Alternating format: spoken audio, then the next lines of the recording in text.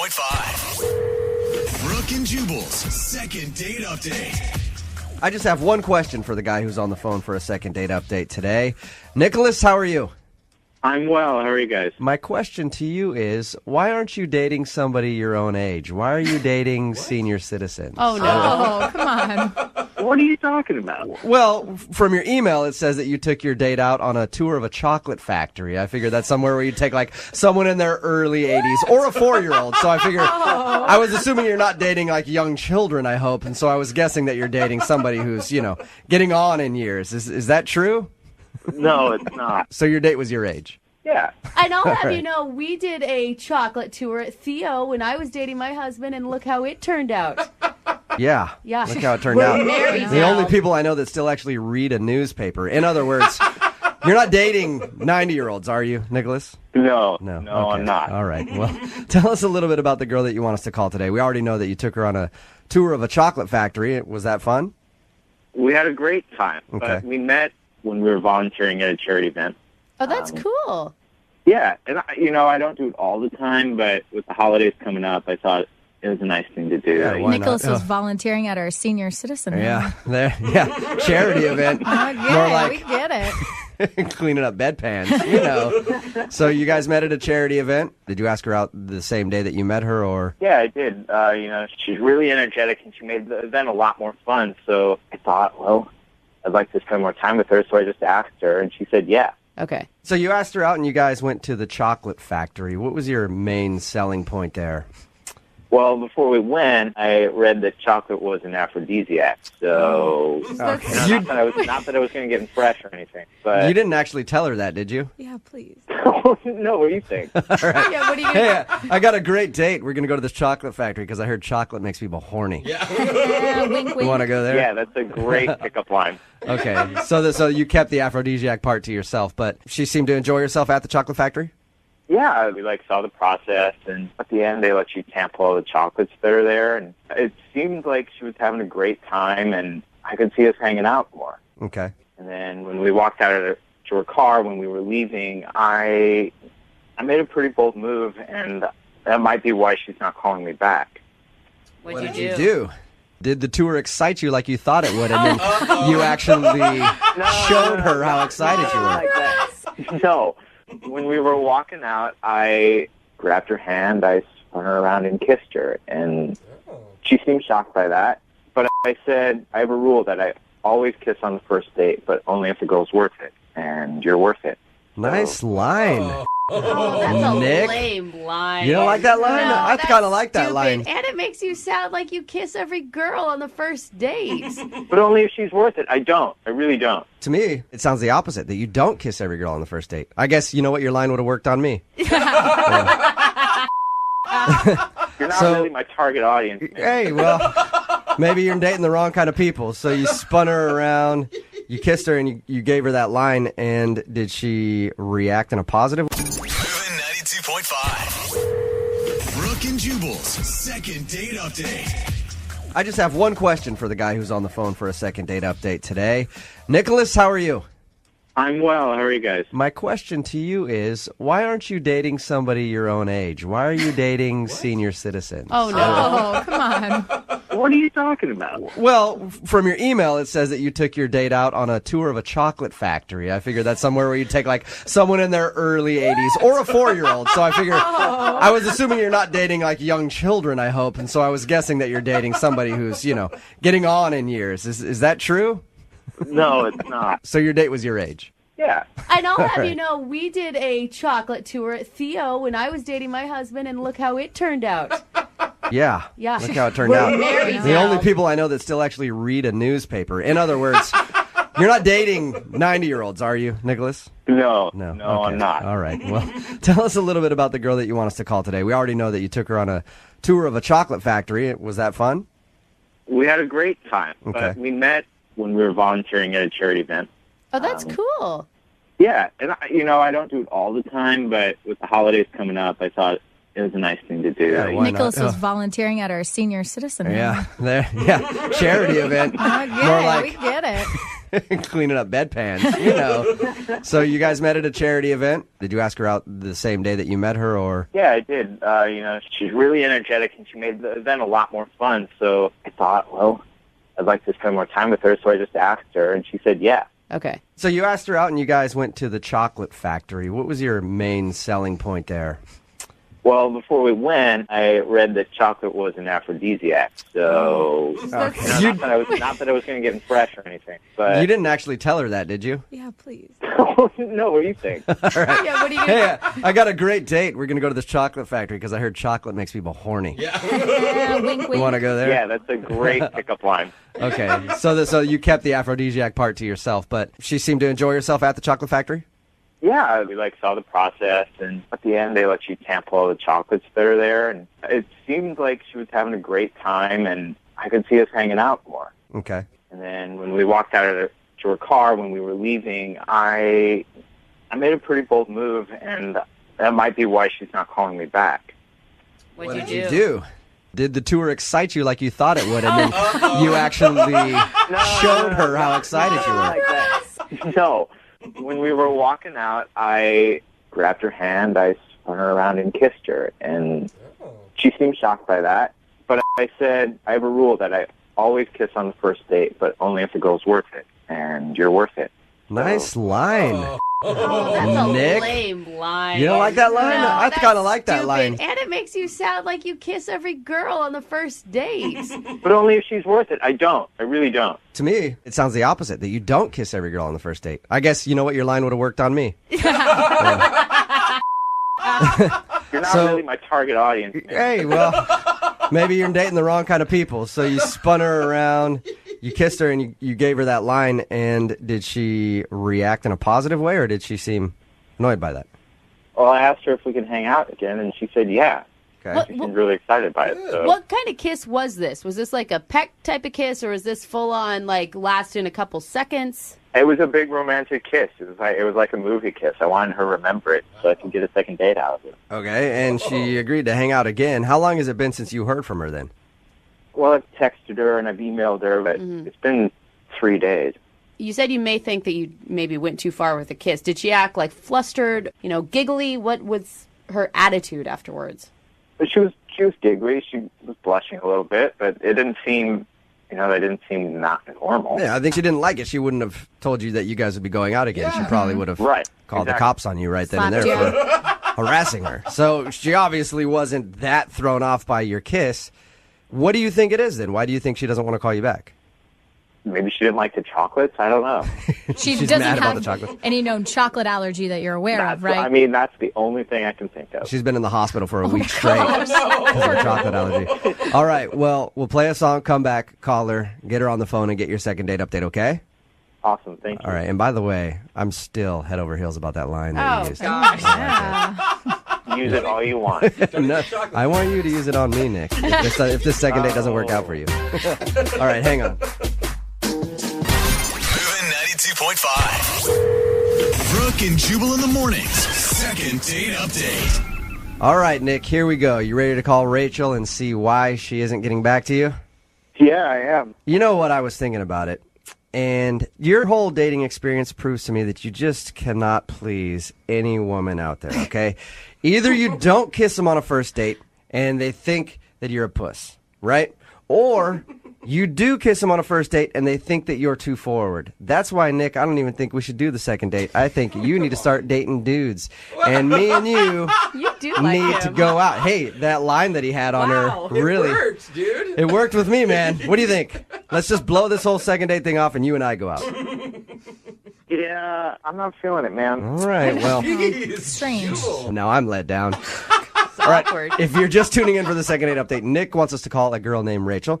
They went to a chocolate factory, had a tour, enjoyed themselves. At the end of the date, though, what he thinks might have gone wrong is he grabbed her while they were walking in the car, just turned her around and kissed her, and used his little patented line on her. What's that line again, Nick?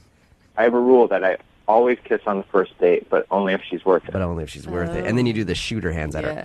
You're worth it. Wink. Yeah, I just want to put. I don't do that. I just want to put that one out there. Oh, okay, no shooter hands. You just say it. But he's texted her a couple times, hasn't heard anything back. All right, man. I'm going to dial the phone number right now, see if we can get her on the phone. and find out if that's what you did wrong, okay? Thank you. Okay, here we go.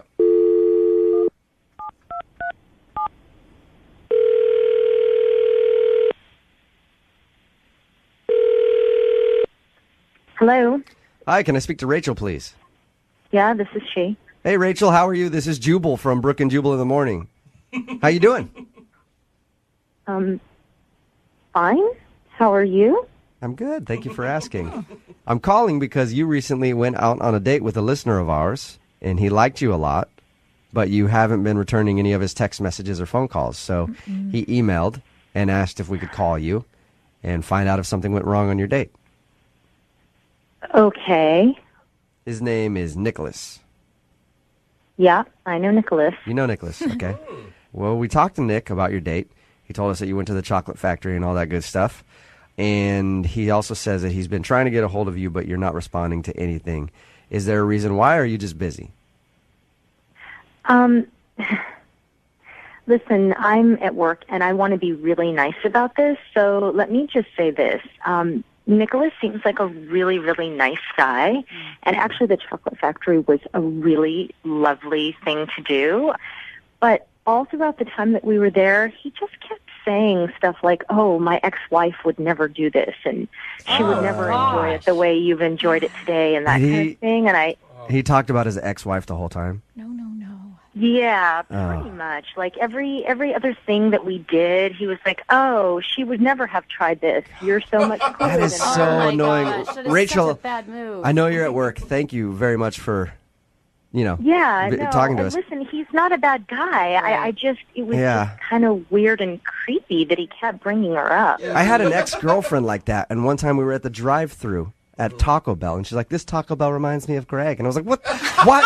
So I understand exactly how annoying that could be, especially on a first date, Rachel. Okay, so when I talk to him again, you want me to let him know that, hey, maybe don't talk about your ex-wife so much on a first date? Yeah, and then here's the other thing. And again, super nice guy, but I got home, like he dropped me off. It was very sweet. And within like minutes, there was an email that he sent me saying, oh my God, I had such a wonderful time, which is fine. But then he started to list like all these different things that he had already looked up that he wanted us to try and do together.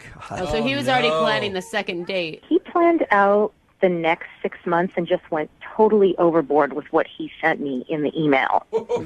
So he talked about his ex-wife the whole time, and then he was a little too fast on just like, hey, man, we can do this and this and this and this. All things that my ex-wife didn't want to do. We can do all that. That's what he was like? Basically, yeah. And again, I don't want him to feel like I'm trying to slight him or snub him. I just think that he needs to pull it back a little bit, not seem quite so eager. It turned me off. Rachel, nice guy, just don't want to go out with him again. Thank you, Rachel. Appreciate you being honest with us. Yeah. And thank you for being honest with him, too, because he's actually on the other line and heard everything that you just said. Are you serious? Yeah, he is serious. Yes. Moving 92.5. Brooke and Jubal in the mornings. Second date update. Mini golfing is always a good idea on a first date. I agree with that. Unless, of course, you get hammered and then get very upset when you miss a shot and then go on a profanity-laced tirade in front of a bunch of kids and then threaten to beat up the staff. Has that happened to you? Because that sounds really vivid. No, it hasn't happened to me, but I'm hoping it's happened to Todd, who's on the phone today, and that's what he did. He went mini golfing and then tried to beat everybody up. Is that right, Todd? I don't know about beat everybody up, but I did go mini golfing. Oh. Okay. Did you get angry at all during the entire 18 holes? How many do you play in mini golf? I don't know. Is it 18? Well, we played both courses, so we played 18 holes, yeah. Wow. Okay. You're a mini golf madman. Oh, yeah. That's my jam right there is mini golf. I mean, it's like the perfect entertainment, perfect first date, all that. Yeah. Okay. All right, and so you decided to take the girl that you want to call today mini golfing. How did it go? I mean, I think it went all right. We were, laughing around, joking around, having a good time. To me, I like taking all my dates mini golfing just because, it's what I do. I actually, I went pro mini golfing when I was, oh yeah. What? Yeah, I'm a professional mini golfer. They have a pro circuit? Yeah, there's a pro circuit. There's leagues. I've toured all around the United States playing mini golf. Oh, man, what am I doing? Why am I here? I didn't know that, Todd. Can I have an apprenticeship underneath you? Can you teach me so that I can go on tour Wait, mini you want golfing? Yeah, you could be his caddy. Oh no, people have cat. Yeah, no, there's whole Shut up. league. Wow. Yeah, honestly, Amazing. all over the country. There is just so many nice courses. Wait, what makes a course nice? Like a cool windmill? Well, it depends on what you're looking for. You know, like some people like more of a challenge, so there's a lot of courses with a lot more obstacles and things in the way. Some courses, they use lighting, different fiber optic lighting to make the courses look tough. Interesting. Can we just throw out the second date part of this and discuss pro mini golf Yeah. for a while? Because this is fascinating to me. I've always just tried to not step in some little kid's pee when I've been there. Pee? Oh no, Yeah. some of these courses they don't even allow kids. A lot of these pro courses. Oh, that's amazing. You have to tell me where those are. All right, let's get to your date. So how was mini golfing with Laura? That was great. When I take a date out, I'm not trying to be competitive or anything. I'm just having fun and having good conversation and talking to her. And we have a lot of similar interests and stuff like that. But I guess there was just this one thing that we didn't agree on. 95% of the conversation was fantastic. And I don't know if it's just this one little thing or what's going on, but You didn't get into like politics or religion or something like that, did you? nope, no politics, no religion, nothing like that. It was actually, we were talking about the lottery, and we were saying, like, what would you do if you won, like, $20 million? Okay. Yeah, Right? fun convo. Yeah, how could you get in an argument about that? Well, she goes, I would donate it to charity. Like all of it? Yeah. Are you sure you want? Why you want to call this girl? She's obviously got bad judgment. I think that's really noble. Why would that be a bad choice? Save a few mil for yourself. Why are you even playing the lotto if you're just going to give it away? Exactly. Because maybe you want to do good for mankind. You see, you and I wouldn't get along on a date either. All right, so you got into a heated discussion because she said she would give all of her lottery winnings to charity, and I'm guessing you wouldn't give anything to charity? I would blow it on cars and going out and buying nice houses and I will right. say, doing fun things. I can actually see why that would be a reason not to call you back. Because it does, I mean, it says a lot about what type of person you are, what you would do with that type of money, right? You sound a little materialistic and selfish with that answer. Again, I'm not dating you. I'm trying to date somebody else. I'm just trying to interpret why she wouldn't be calling you back. How heated did things get with her over this? I mean, not like heated, but there was definitely a disagreement. And, you know, but luckily that was on like the 17th hole anyway. It wasn't like the whole date was really shot anyway, but Good. the majority of the date was great. And I'm just not getting a call back, and I don't know. How did the date end? You know, I walked her back to her car and gave her a hug or whatever, and that was it. Well, I mean, I feel like a date is sometimes like a good movie. You remember the beginning and the end. The middle doesn't really matter that much. It's just the part to get you to the end. And if you end really well, it says everything. It's all she remembered. I mean, I guess. I don't know. But if you like the whole... if you're entertained throughout the whole movie, you're going to go see the sequel. No, not if the end sucks. You would never get along, you two. Yeah, I know, you guys definitely would not be dating. So when she got in her car and stuff, did she seem like she wanted to see you again? Did she say anything or look at you in a certain way? You know that look, Todd. I mean, I don't know. She's just, she gave me a hug or whatever, and she's like, okay, I'll talk to you soon. And it'd really be a shame if she's not calling me back because of that one thing. Like, Yeah. and that's why I hope you guys get her on the phone, because I just want to redo. If that's, give me a mulligan. Yeah. All right. Well, we'll play a song, come back, call her, and get your second date update, all right? Thank you. All right, hang on a minute. Right in the middle of a second date update, and if you're just joining us, Todd is on the phone, and Todd took a girl named Laura to mini golf for their first date. He said 95% of it was awesome, but there was a bad 5% when they got into a little bit of an argument about how they would spend the money if they won the lottery. Todd says he would spend it all on material things. Laura, bleeding heart Laura, says she would give it all to charity, and I guess they argued about that a little bit. Todd, I do know one thing. If you won the lottery, you wouldn't be having to do a second date update right now. You would have date options, that's for sure. Right? Exactly. Now, if you guys go out again, are you going to be able to not bring this topic up? I don't really think so. Like, I think it's a good thing if we bring it up again and talk about it. Really? Yeah, it's an important topic, and after thinking about it a little bit, maybe I would give some to charity. Like, that can't be a totally bad idea. Look at that, Todd. You do have soul. Or he's just telling her what she wants to hear Oh, come on, Jubal. so that he can get another date. All right, I'm going to dial her phone number right now, and get your second date update, okay? Thank you. Here we go.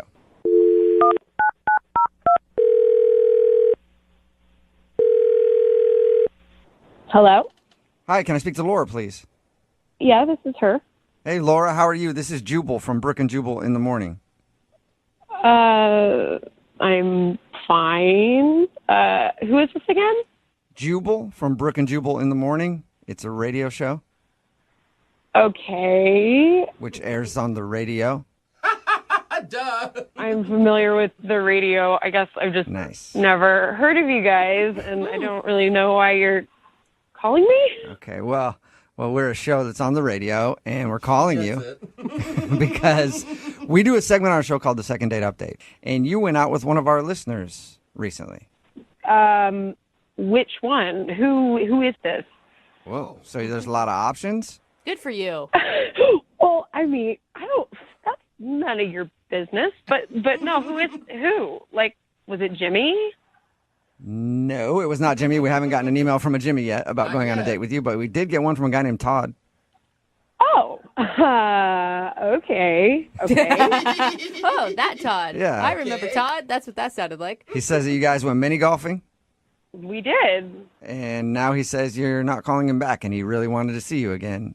What's wrong with Todd? I mean, I don't know if I feel comfortable talking to you people. Well, what can I do to make you comfortable, Laura? This is all about your comfort. That sounded even creepier to me for some reason. How about we already heard his side of the story, so maybe it's your chance to tell yours? Oh, so he told you his side of the story, did he? Mm-hmm, he did. What did he tell you? Well, he told us that you guys went mini golfing, and he says that most of it was great, and there was one time where he thinks he might have upset you because you two were talking about lottery winnings, if you had won the lottery, and he said he would just buy a bunch of stuff, and you were saying that you would give it to charity, and he thinks maybe that's the reason you're not calling him back. Oh, I mean, that's his opinion, and I don't agree with it, but I'm not going to not date him just because I don't agree with him. Okay, so you didn't take it like as a red flag that it meant that he was materialistic and selfish. No, I think most people would probably not want to give all of their winnings to charity. I mean, I think that's probably normal. Like, it wasn't like a good thing, but no, I mean, that wasn't the reason. So if that wasn't it, then why don't you want to see Todd again? So is it that he wants to see me? Is that what this is about? Is this why you're bothering me? Yes, this is exactly why we're bothering you. And he wants to see you again. Okay, that's super weird. And if he can't see you again, he at least wants to know why. Well, okay, that's fair, I guess. So he told you we went mini golfing, right? And that he's like a pro and all that. Oh, yeah. Yeah, he said he was really good. That like blew me out of the water. I didn't even know that those people existed. Yeah, you went on a date with a pro athlete. I know. It's pretty cool. Well, I mean, no, it is cool. Like, and I did think that was kind of cool. I didn't know it was a thing either. But when we were golfing, we were having a fun time, and he gave me some pointers and all that stuff. And I made a hole in one. Awesome. And he was like, yeah. But then he was like, hey, good job. And he smacked me on the butt. And I was like, okay, that's stepping over a boundary right there. A little aggressive. Yeah. So you didn't like that? It made me uncomfortable, you know, because like he's a dude, I'm a girl. I just didn't think it was appropriate. Yeah, like, usually you should share like a first kiss before you go to butt grabs. Yeah. Usually. Did you tell him that you were uncomfortable with that and to not do it again? no, I probably should have, but I just I didn't want to, like, we were having a good time and I didn't want to, I just wanted to let it go because he's a pro. I don't know, maybe this is a thing they do. I have no idea. And I just let it go. But then at the end of the game, he did it again and he was like, nice playing with you. And like another little smack on the, and it just felt really gross and kind of porny. I don't know. Good job holding that club, little lady. You earned yourself a booty slap. Not everybody gets one of those. Yeah, it was just really uncomfortable. Yeah. I can see how that works. Wait a minute. I could explain what's going on if you guys give me a chance to just say, like, I could explain this. You weren't supposed to jump in yet, Todd. Yeah, dude. Wait, what is going on? Laura, that's Todd. He's on the other phone, wants to talk to you, and apparently has no patience. Yeah, he's a little aggressive. I think she's right. Oh my god.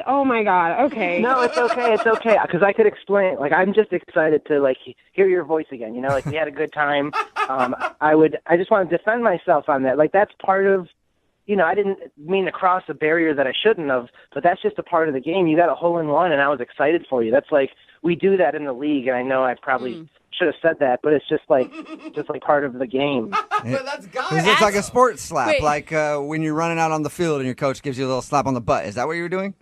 It's just like in baseball. I'm sure you've probably seen people, like, you know, slap each other on the in baseball. Yeah, those dudes fondle each other all the time. They fondle themselves and each other. But here's the thing, Todd. Those dudes know each other. They're on the same team. They've spent countless hours together. I mean, we were already together for like 30 minutes, you know, and I just wanted to tell her congratulations and pop, you know? No, okay. I'm not a guy. Okay, 30 minutes is not enough time for you to be able to touch my butt. That's just not okay. And I'm not in the league with you. And girls don't understand why dude athletes do that anyway. Like, you don't see lady athletes smacking each other on the butt. I don't know. I slap my girlfriends every once in a while. Like, hey, good game, ladies. Really? I don't know. Why not? Dang, Brooke. That's really weird, and that's something you do. It's out there. All right, so For all doing sexes. you're not doing a whole lot of butt slapping then, Laura. No, I'm not. And this is a date, Todd. Like, it's just, you crossed a boundary, and I got you. I don't want to make you feel uncomfortable. You know, I wasn't trying to do that by any means. I was just getting really excited because you were getting really good at mini golf.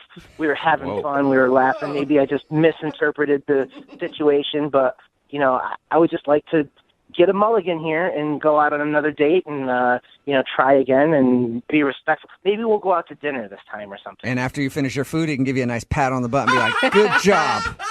Laura, would you like to go out on a second date with Todd? We will pay for it. I mean... I think his butt slap was an innocent thing. I really do. Yeah. And I feel like now he understands your boundaries. So maybe before he didn't get your boundaries. I don't know. But I tell you what, the next time we get together, I'll let you smack me on my butt twice just to get even. Just so that way, Dude, we're Laura. starting off again on an even playing field. Laura, you get a free date and you get 2 free butt slaps on him. I have a feeling she doesn't want those. I don't want to be smacked, and I don't want to smack anybody. No butt smacks on dates. Like, just no. I think that's a fair rule, Todd. I can adhere to that, all right? I got you. Butt slaps are off limits, and that's fine with me. I'm all good with that. All right, Laura, so what do you say? Butt slaps off limits, is the second date on? Will you go out with him again? Well, obviously, Todd, you went through all this trouble to do this, and the second date wouldn't hurt. I had a good time other than the butt slaps. So why not? Why not? Yeah. Yes, all right, you got a second date, Todd. Congratulations. Woohoo! I just stood up and smacked my own butt. Yeah, congratulations. I'm smacking it for you over the radio, too. Good job. Brooke and Jubal in the morning. Text in at 78592 says, note to self, if I want to smack my date on the butt, just take them to do something sporting.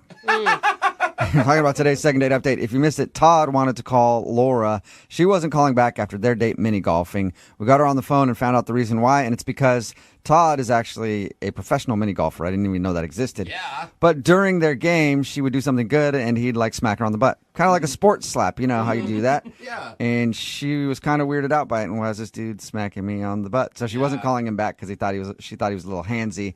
He told her that he was just like innocently like, hey, good game or whatever. Yeah. And they did decide to go out again, just no butt slaps anymore. I think it was good on everybody's. I mean, we talked it out. Yeah, they worked it out. Yeah. And now they're going on a second date. Remember, if you want to do a second date update, all you have to do is email the show, and we will call the person that didn't call you back. Welcome back to the timeless love story, Rompless in Seattle. I love this movie. Starring Tom Hanks and Meg Ryan, Oh. 2 star-crossed lovers. Sorry, this doesn't sound right. It doesn't. Why? I Can you like just stop the it. music? Can you stop it? What? Sorry. What's going I messed up. It just didn't feel good. Let me try it again, okay? Okay. Welcome back, kittens, What? Whoa. to Rompless in Seattle. Hey. Starring Tom Wanks Oh, Tom Waits. and Meg Ryder. Oh. Hey, all Wow. This If you're is under 18, tune away Yeah. right now. This is the story that everybody wanted to hear. Oh, okay, you know what? Cut the music again. Oh, It's not I like working. that one too. It's not working. I'm just gonna recap normal, okay? Okay. I can't. People were really into that one. Well, I liked it. Okay, Yeah. maybe we'll do an X-rated version of the show later. But Okay. if you're just tuning in, one of our listeners, Jen, showed up 20 minutes late to her date with a guy named Tim. Shortly after that, she found out he was a mechanic and asked him to take a look at her car, which was apparently having issues. And Tim, being a nice guy, actually did. And she's worried it may have killed the vibe of the date. Yeah. Because now he's ghosting her. Right. And not in the Patrick Swayze, Demi Moore kind of way. The hot way. No, just the normal sad way. So she needs our help. Jen, did we miss anything with your date there? No, he's just like, he's a really nice guy, and I want to date him. So wait, Aw, that's sweet. It is cute. sweet. I don't know that we asked. Have you tried to contact him? Like text? Or... Yeah, I've reached out, and he hasn't really responded. Did you, when you texted him, was it all about your car, or were you asking him to see you again? I might have mentioned it, but I didn't ask him to do anything, I guess. Okay. Okay. Me and my car miss you. Yeah. Well, let's just give Tim a call, and we'll not talk about car stuff. We're just going to focus on getting you another date. You ready to do this? Yes. Okay, here we go.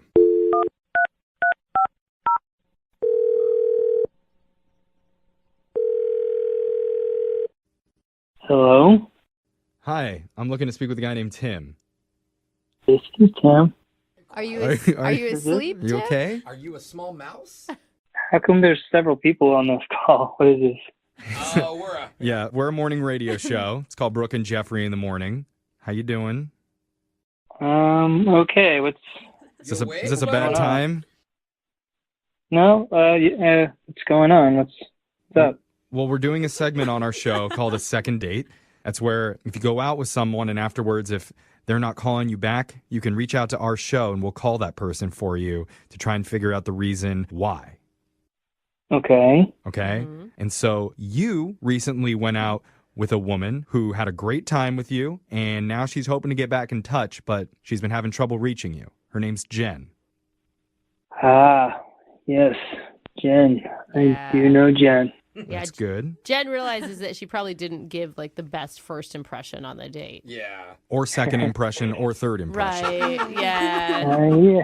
That's a very true statement right there. Yeah. Okay. She feels bad. Yeah. She told us about how everything played out, that she showed up late and that she asked you to go look at her car, and she's remorseful about how that played out, but she's hoping that you'll give her another shot. I don't know. I don't know. She really liked you, Tim, and she realizes that it may have come off as like she was trying to use you for free car mechanic labor, but that isn't the case. Yeah. I don't know if I would totally agree. Uh-oh. Why do you say that? I don't know. I don't know if it's just like the date was going pretty good for a while. You know, it seemed like we had things in common. Like we were talking about books and, video games and stuff. But like as soon as I mentioned the fact I'm a mechanic, it was like the conversation just flipped instantly. And like that was all what the conversation was about. It was about her and her car. Oh, geez. I mean, I can see how that would be a frustrating thing, but it sounds like, from what she told us, there's a lot of problems with her car. So maybe it was just a top-of-mind situation. Yeah, can you blame her? Well, it was just weird. I mean, like, sure, I'll look at your car. And it was like dinner almost ended like instantly as soon as I said that. It felt like it ended way too early. She's like, do you have cash? Really? You could just pay for this right now. We didn't even like wait for her to get money back. It was almost like abrupt ending to the dinner. It was so fast. So she threw her cash on the table and ran out and was like, "This is it. You can fix it. The check engine light's been on." Yeah. I mean, it felt like that. It wasn't as drastic as like actually running out of there, but like, you know, as soon as we got to her car, like the moment we walked up, I was like, I knew I had made a mistake, and it was like the thing was totaled. Like I didn't know what to do. I told her it shouldn't even be on the road. What? Whoa! What do you? Yeah, what do you mean totaled? Like the wheel was kind of wobbly, and like the tail lights had been smashed in. It was like she had been in a pretty serious wreck. And she was trying to tell me how one of her friends said, it's probably just something that can get done with a few repairs. But I'm like, I'm pretty much an expert on this stuff. I've been doing this for a while. I'm like, that's a totaled car. Like your car is done. You can't throw around with a neck brace on. Yeah. Not what you want to hear. The bumper is just gone. And I was just trying to be honest with her when I said that I couldn't help. And this is like, things just started getting weird then, because then her voice started raising and she was like trying to tell me that I didn't know what I was talking about, and how like her friend was saying that it was totally repairable. And it was just like, whoa, take a chill pill here. I'm just trying to be a nice guy. Yeah. Give you my professional advice. Well, do you think, I mean, maybe it wasn't that she was reacting to you. It was just like really shocking for her to hear that, maybe? Yeah, I feel like as a mechanic, you must hear stuff like that all the time whenever you give people bad news about their car. Well, totally. I mean, we do, but that wasn't even the end of it. Like, on top of that, she was insistent on borrowing my car. What? I'm like, are you serious right now? Wait, hold up. For where? Yeah, what did she say? She didn't even, she's like, hey, you got to at least let me borrow your car so I can get around for a bit. What? That night right there, she wanted to borrow your car? Yeah. This girl is genius. Genius. Wait, was she joking? I mean, that had to have been a joke that maybe you just didn't read right. No, I mean, it wasn't a joke at all. She said to me, you're a mechanic. You have access to lots of cars. You can just drive one of those for a few days. Oh my gosh. Did you, I feel bad asking, but did you let her? No, I did not, but I did get her a tow truck because I am a nice guy and I had AAA. So I was like, the least I can do is not let this girl drive in this thing again because this thing is like messed up. Wow. So wait, What? Took her car away from her? Well, it wasn't good to drive, Alexa. Yeah. It was falling apart. It was in danger on the road. Sounds like he doesn't know what he's doing. Yeah. Okay. Well, All right, Alexa. Tim, when we spoke to Jen, she never told us the back end of that story. She just said that you looked at her car. Yeah.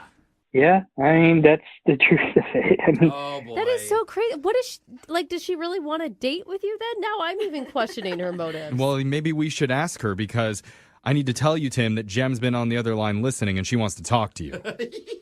Hi, are you kidding Tim. me? Like, that's, hi, Jen. Look, I guess I'm sorry that you felt used, but, like, I don't even understand what you're so upset about. Whoa. I was just asking for help. You weren't just asking for help. I mean, you were basically, it felt like you were demanding to use my car and like instructing me on how to do my own job. Like, you just said, like, I'm in this undrivable car, and you're, like, an expert, Yeah. and I have you in front of me, and I'm not going to ask you, like, hey, can you look at this? Like, and then, I asked to borrow your car because it's, like, 10:30 at night. What do you want me to do, like, walk around at night by myself? You just told me that I shouldn't be behind the wheel of this car. Yeah, I could have gave you a ride home instead of you borrowing my car. I just thought you had, like, options for other vehicles, and if you could help me out, why wouldn't you want, we just had, like, a great date. Well, Jen, when a plumber comes to your house to fix a broken pipe, they don't stay at the plumber's house while they fix it for you. Well, I wasn't dating a plumber, okay? I was on a date with a mechanic. No, that's not my point. And you're on a date. Like, he owes you nothing. You're Dates are like friends, and friends help you do things. You're not friends yet. You're not friends yet. It's one date. You don't get that. He doesn't. I feel like he did help. He No. paid for a tow truck. It's a very entitled thing to do, to assume that this guy should loan you his car. Yeah. I just thought he seemed really nice and helpful. I don't understand what the big deal is. I was going to say we could just keep dating, but I don't even know if I want to anymore. Oh, wow. I don't know that option was on the table. Yeah. Really, Tim? It sounds like you overstepped, Jen. Maybe as long as you stop texting me about your car issues, I don't need to update, Oh, you're still doing that? I just, I told him it was still not going great. He's assuming I actually wanted to know the update. I thought you were a nice guy, and you're acting like such a jerk right now. Like, all I needed was some help. Like, you're making it such a huge thing that, like, oh, you're a mechanic, and I asked you for advice. Like, She has a point. Well, sorry to say, if I'm such a big jerk, I guess you don't need to reach out to me anymore. Yeah, I mean, you're not wrong. I mean, You're Tim, not wrong. you have to ask yourself, am I car shaming her right now? I mean, I think she did a good job of car shaming herself. Yeah. Okay.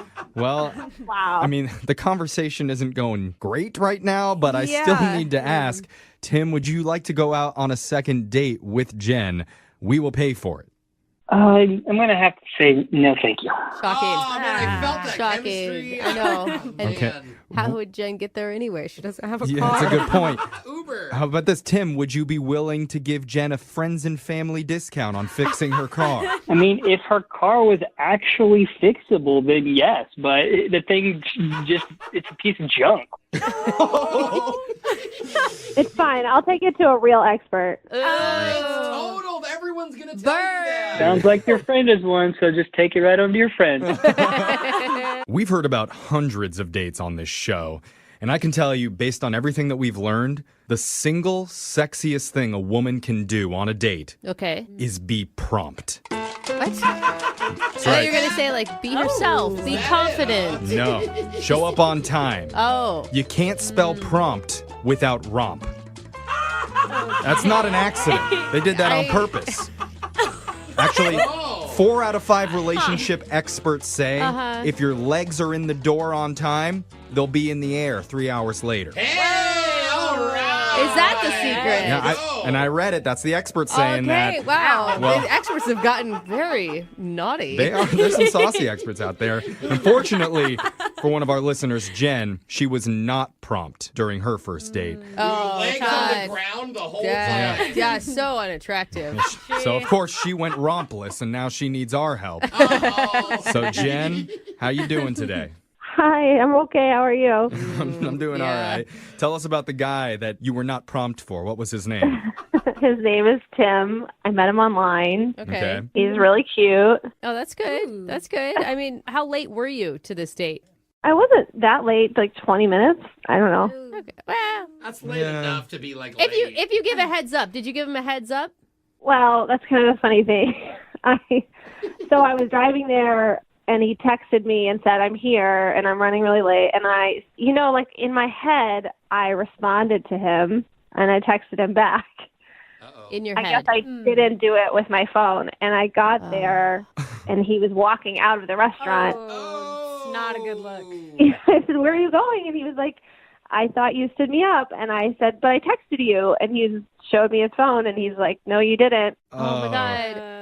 That is embarrassing. Dude, I understand that, though. I do that all the time where I respond to people and then I didn't actually type it out. Or worse, you type it out and then you don't hit send. Right, either way. And, like, you're frantic because you're late. So you're like, I don't have time to respond to this. It's like in your Exactly. folder. Oh. What did Tim say when that happened? I mean, he was cool about it. He said, yeah, okay. And so we still went in and had dinner together. That's really nice. That's got to be a pretty good guy if he's willing to look past that. Was he able to reset his attitude, though? Because I assume if you're walking out of a restaurant thinking that you're stood up, you're in pretty bad mood. Yeah. No, he was super nice. We had a great conversation. I mean, the one other thing that was kind of weird, I guess, was I didn't know that he's a mechanic. I learned that through the course of conversation. So I have been having some issues with my car. Oh. And I asked if he could just take a look at it for me. Oh, wow. You don't ask someone to do their job on the date. That's like asking a comedian to tell you a joke. I mean, I can't blame you though. Take the help. Oh, You okay. get it. I mean, wait. But you're already 20 minutes late to the date. You show up, you find out that he's a mechanic, and then you're like, hey, by the way, while we're here. Will you check the dipstick? Yeah, go check under the hood. Yeah, I guess I think it was a big deal. And he was nice about it. And he did. And we walked down the street. And we looked at my car. Wow, he's really nice. He's really nice. Or maybe he really wanted to. So there is a chance that he wanted to show off what he knows. He could see it as his opportunity to be like, oh, cool, I can help her. Man. Totally. This. Yeah, you guys sure know how men think. I don't know. I'm just trying to be positive here. Was he the one that suggested to walk to your car and look at it? I mean, he agreed to. Oh, he agreed to. Yeah, okay, that's different. Yeah. He told me there was a lot of stuff wrong with my car, which I guess I should have known. And then I asked if I could bring it by his shop. Oh, no. Oh, wow. Now this is a business transaction. Totally. It's not a date anymore. You're It doesn't taking. feel like it. She's taking all the romp out of prompt. You're She right. There's no is. sexy in that. Oh, no. Okay, so Now it's just port. Yeah. Okay, it's just a different. so he looked at your car and then and told you there's a lot of problems and that you need to bring it in. How did this night end?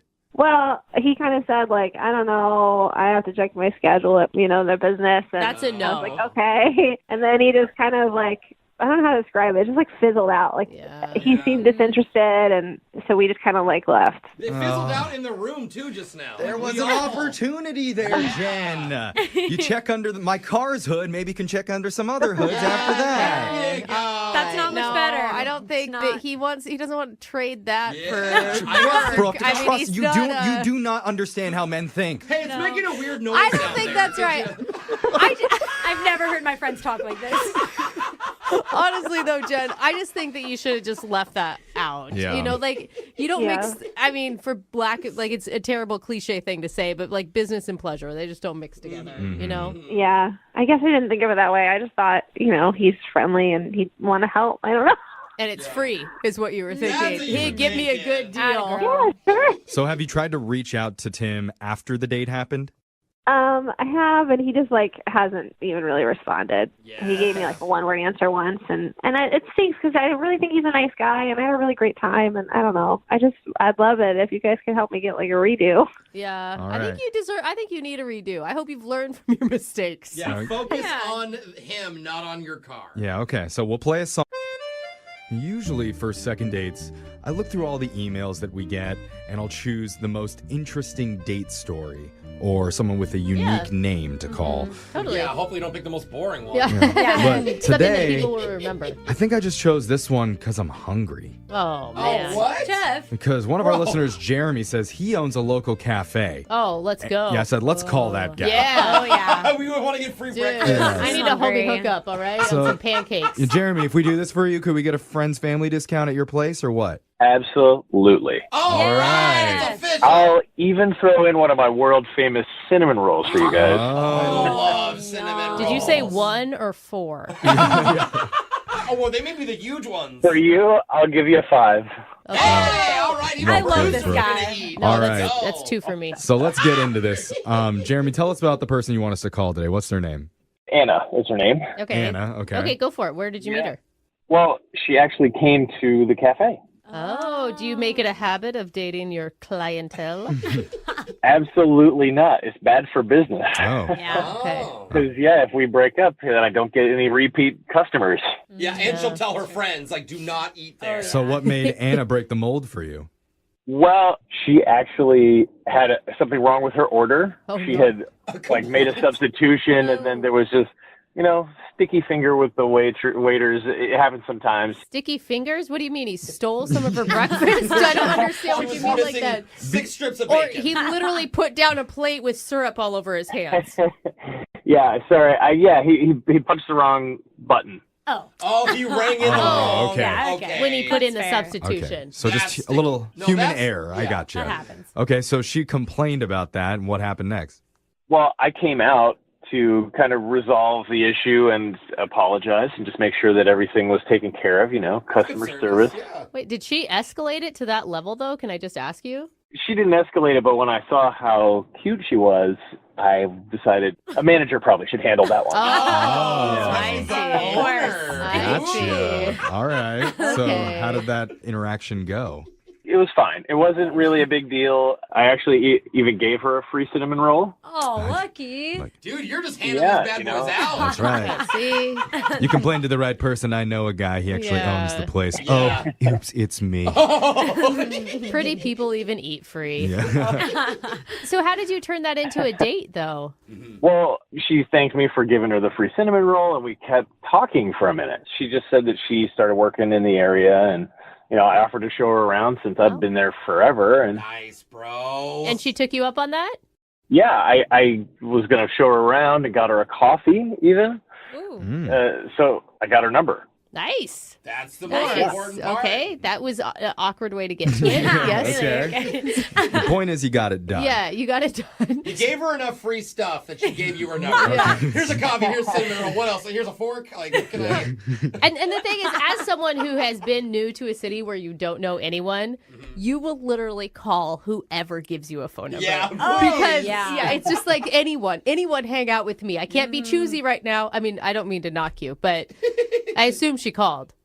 Yeah, we met up a couple days later. Nice. Okay. What'd you end up doing? Yeah. It was like mid-morning. I left the cafe, and we just kind of walked around, and just showed her around some places. It was pretty cool. And then it got to lunchtime, so I offered to buy her some lunch. Mm-hmm. And she said that was great, but she lived nearby, and we should just pick it up and go eat it on her balcony. damn. You got the invite? Yep. Nice on Dude. her, too. Look at this vibe. Daytime even. Okay. Yeah, I was kind of surprised by that. I didn't really know how to handle myself, and you could tell sometimes I'm a little awkward. Yeah. It But sounds it's like you cute. really like her. Yeah, it's endearing. I mean, it's endearing to be a little awkward. Well, I'm glad somebody finds it endearing. Okay. So how was her balcony? It was nice. It was good. She kind of gave me the tour of her apartment. The balcony was cool. What else did she show you? Did she show you anything else at lunchtime? Oh, my God. Wow, Brooke. No? It's not cute when you say it like that. Afternoon delight. I wasn't trying to go there. Like, when we got to, like, here's my bedroom, I was like, okay, so what is the move here? What's happening exactly? I was trying to pick up on everything. You just go jump in. Awkward. All right, so- get in, silly. Look at your bed looks too made. Let's try to undo that. That's a good Oh line. my gosh. He is awkward. I wasn't trying to make it romantic, but, that was in the air, so. So what happened? Did anything happen? No, I awkwarded my way back over to work. There was no kiss or anything? No. Oh, that's okay. That's okay. It's a daytime first date, Little tease. These And she- first dates are, a little more friendly. All yeah, right. but she honestly trusts you. Like, she just met you, and she's bringing you back to your place, showing you her bedroom. Like, that is something. Yeah. I mean, and there was definitely flirty vibes, but it wasn't quite to the point where anything was really going to happen that day. Got it. Okay. So, before I left, though, I asked her, I was like, we should get dinner sometime. And she was like, yes. So has dinner happened, or is that not happened yet? No. I've been trying to get her to, nail down a time, and she's just not even really responding. Whoa. Oh, that's weird. Huh. Yeah, I don't get it. I know, because it's like, how could you have more plans when you are brand new to a city? Right. Well, let's try and figure this out. We're going to play a song. You bake us some scones, and then when we come back, we'll call Anna for you, and we'll try and get you your second date, all right? Jam. Can I order a side of bacon? Oh, yeah. Side of Can we bacon. get some bacon, too, man? Oh, and I'd like 3 poached eggs. Yeah. Yeah, we can have them on my balcony. Okay. Sweet talker. Pretty and funny. All right. We're going to do it right after. On a first date, we all want to hear those 5 magic words. Want to see my balcony? Well, sir, how big is it? Maybe take a peek in the basement afterwards. Hey, nice. Whose basement? Let's Your go. basement? My I don't. We'll look at all the basements. Just hold Okay. your breath in the basement. All right. That's what Jeremy's date Anna said to him. Not the basement stuff, the balcony. Okay. Yeah. After they had a nice date walking around the city. He says nothing overly romantic happened back at her place because he had to get back to work, but he did feel like there was chemistry. And now, ever since, she's been blowing him off. And this is a very important call to all of us. Not only because we care deeply about Jeremy's love life, but also because if we get him a date, he promised to send us free food from the cafe he owns. We're so hungry. So guys, A game here. Yes. Don't screw it up like we did the last 7 calls. He sells cinnamon rolls. I understand what's on the line, Jeffrey. Okay. Did we sum it up there pretty good, Jer? Yeah, nailed it. All right. Okay. How are you feeling right now? I'm a little nervous, but, I'm really curious. I really want to know why. Let's do this. I'm ready to go. We're going to call Anna here, and we're going to try and get you your second date, get you back up to her balcony. You ready? I'm ready. All right, man. Here we go. I'm dialing her number right now.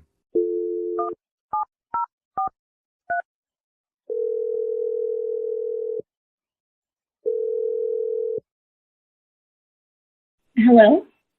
Hey, is this Anna? Yes, this is Anna. Hey, Anna. My name's Jeff from the radio show Brooke and Jeffrey in the Morning. How you doing? I'm okay. What's the reason for calling? We're calling because we do a segment on the show called The Second Date. Have you ever heard of anything like that before? No, I haven't. Sorry, I don't know who you guys are. I just moved to this area, and I haven't even listened to the radio. Oh, that's one good. time. Lots of areas, so that's offensive. That's okay. We're the welcome crew. We'd like to welcome you to the area. Yes. Yes. Heard that you've made quite the impact already, so good job on you. We're welcoming you on behalf of our good friend Jeremy, who you met recently. Do You remember Jeremy? Jeremy? Yeah. He works at a cafe.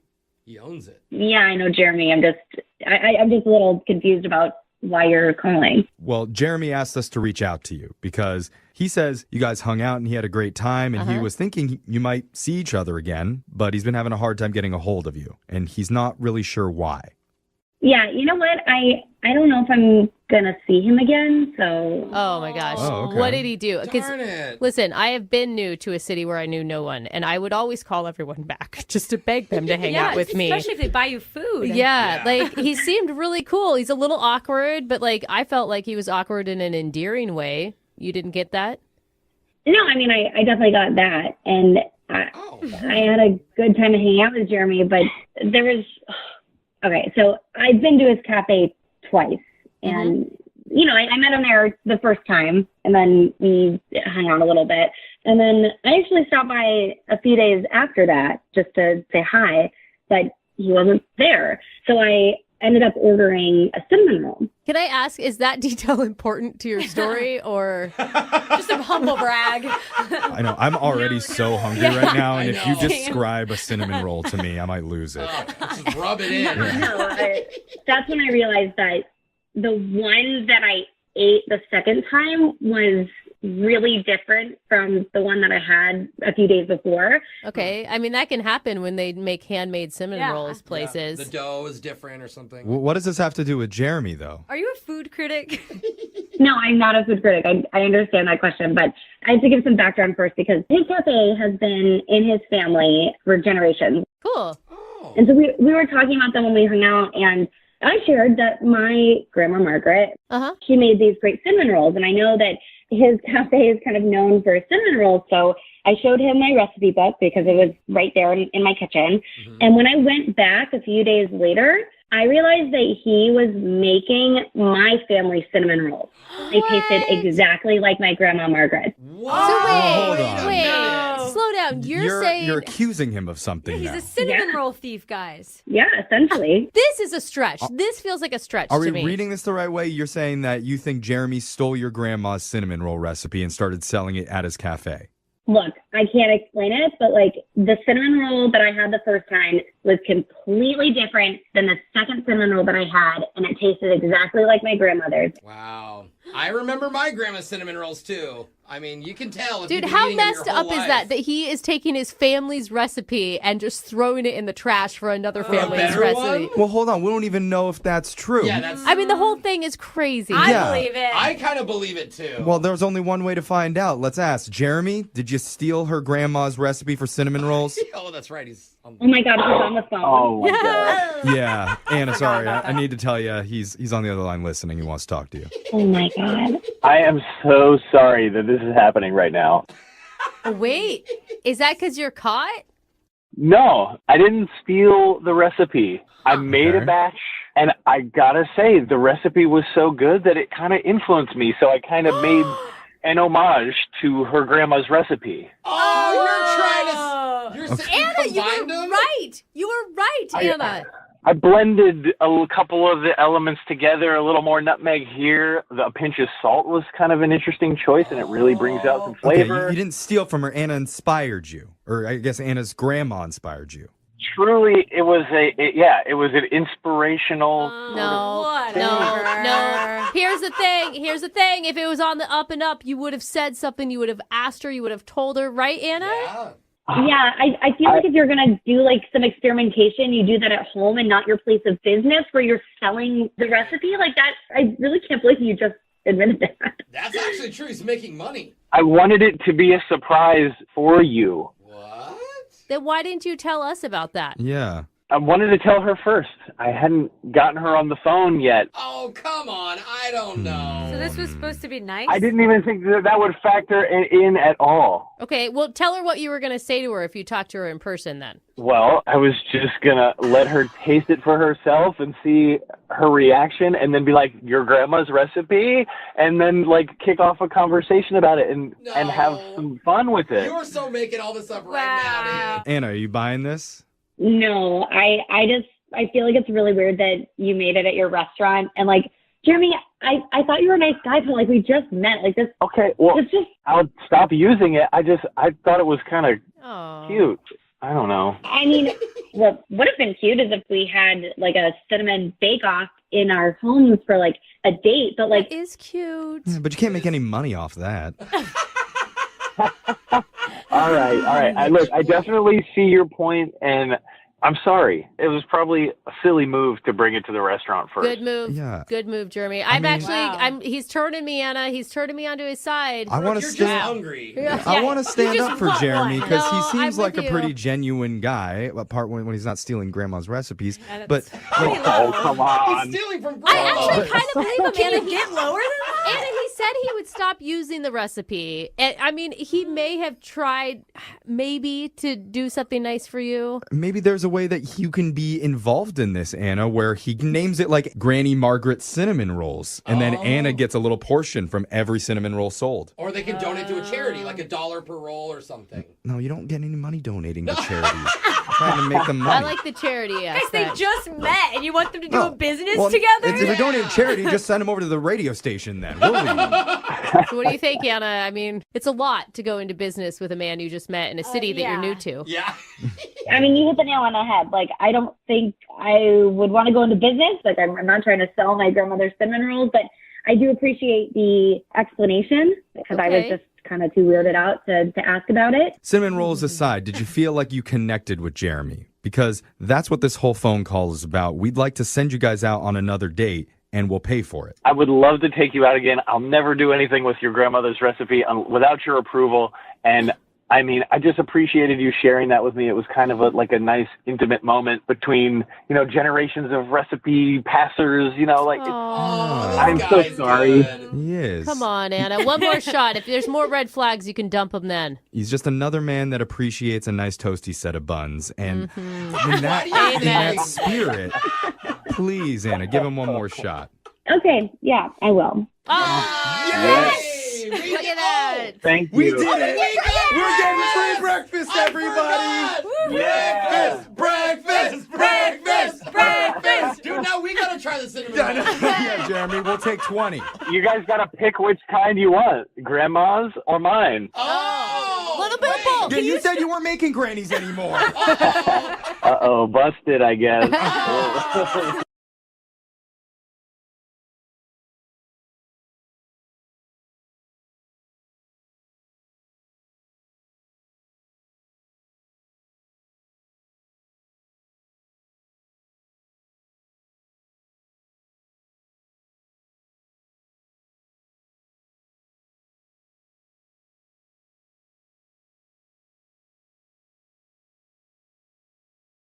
We recently got an email for a second date from a guy named Joe. Cool. Joe knows that his romantic encounter didn't go perfectly. Okay. He also knows who's to blame for that. All right. He's blaming it on a baby.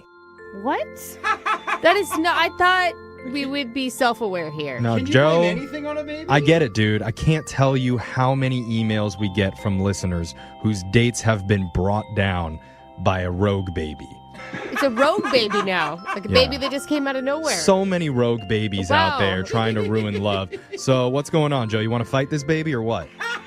The baby ruined my chances, I think, with this girl I met. Wait. Hold on. Was it her baby? Well, hold on. We'll get to the selfish baby in just a second. Why But am I first, tell us about the girl that you want us to call. What's her name?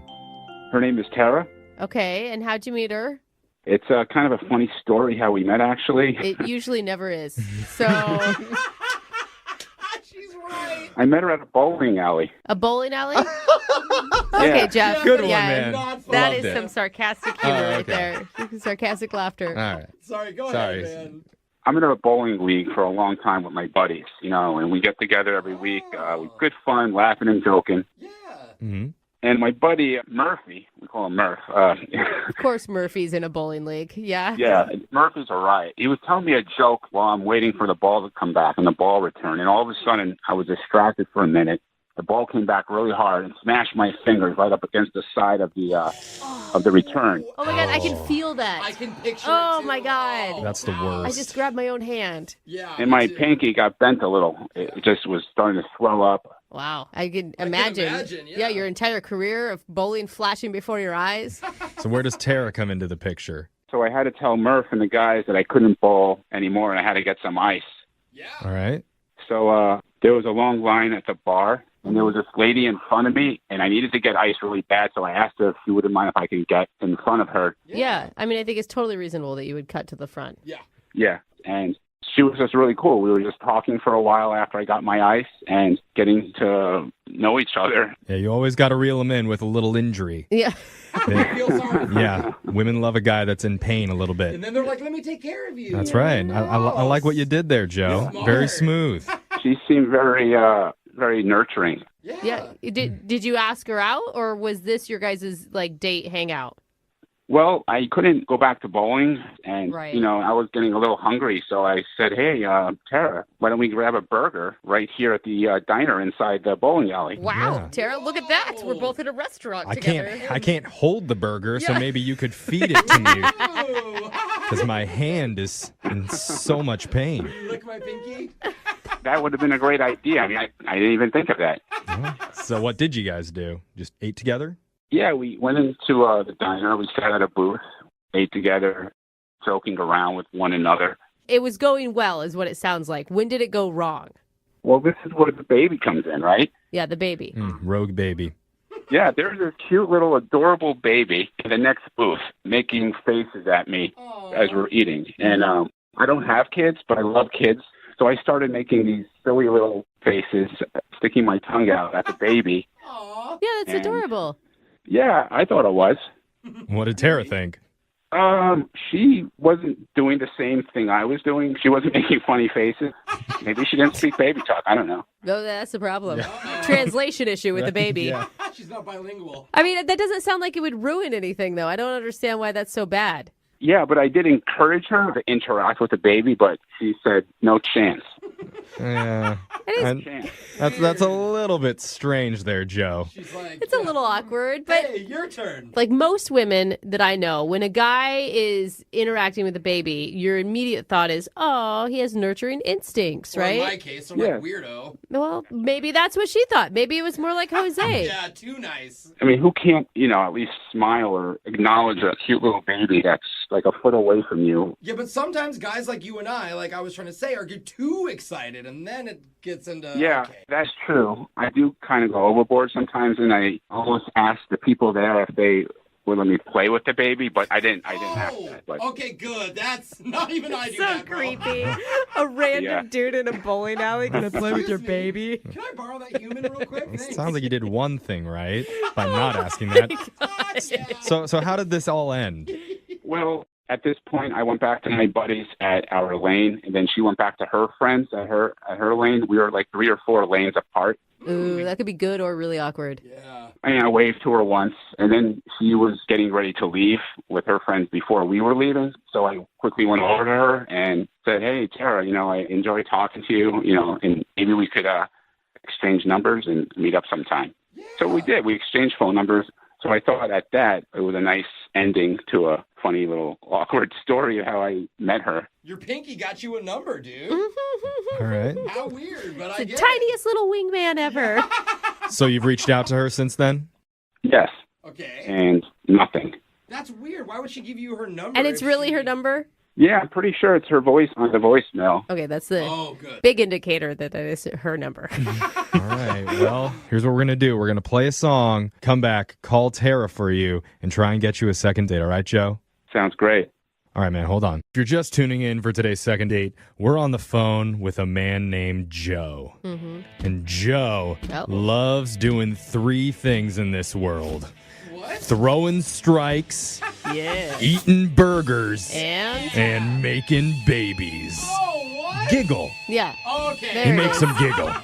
That is a hard man. Yeah, he recently met a woman named Tara at the bowling alley after he hurt his finger in the ball return. They ended up sitting down in the diner there, eating together, but Joe got distracted by a cute baby in the booth next to them. After that, he was able to get her number, Tara's number, not the baby's, but now Tara is not calling Joe back. Oh, That's man. That's the most manly thing when you're like, yeah, he likes to do this and this, and then he got distracted by a baby. Yeah, Jose understands that, Joe, just so you know. I get it. Yeah. I mean, if you could talk to her and find out, I mean, if I ruined my chances of going out with her because of that darn baby, I'm going to be upset. So here's my question that I didn't ever ask, because I know when Jose tries to entertain my children, they run in fear, right? They usually cry. Yeah. Was the baby into you? Yeah, the baby was like making like goo goo gaga sounds. I was playing peekaboo with the baby. Okay. Okay, that's Okay. Yeah, I mean, like I said, if I could have asked the people that the baby was with, if I could have played with the baby on my lap, I would have. All It's right. actually really cute. Well, I'd love to have a baby on my lap. you know what, Joe? If we can't get you a date with Tara out of this, maybe we can get you a play date with the baby. Yeah. Sure. All right. Okay. I think that's illegal somehow. It's called babysitting. It's fine. Yeah. They don't know him. Well, we'll focus on Tara for now, okay? We're going to dial her number here. You ready? Yeah, I'm nervous. I hope she picks up. I hope so, too. We'll find out. Here we go. I'm going to dial her right now.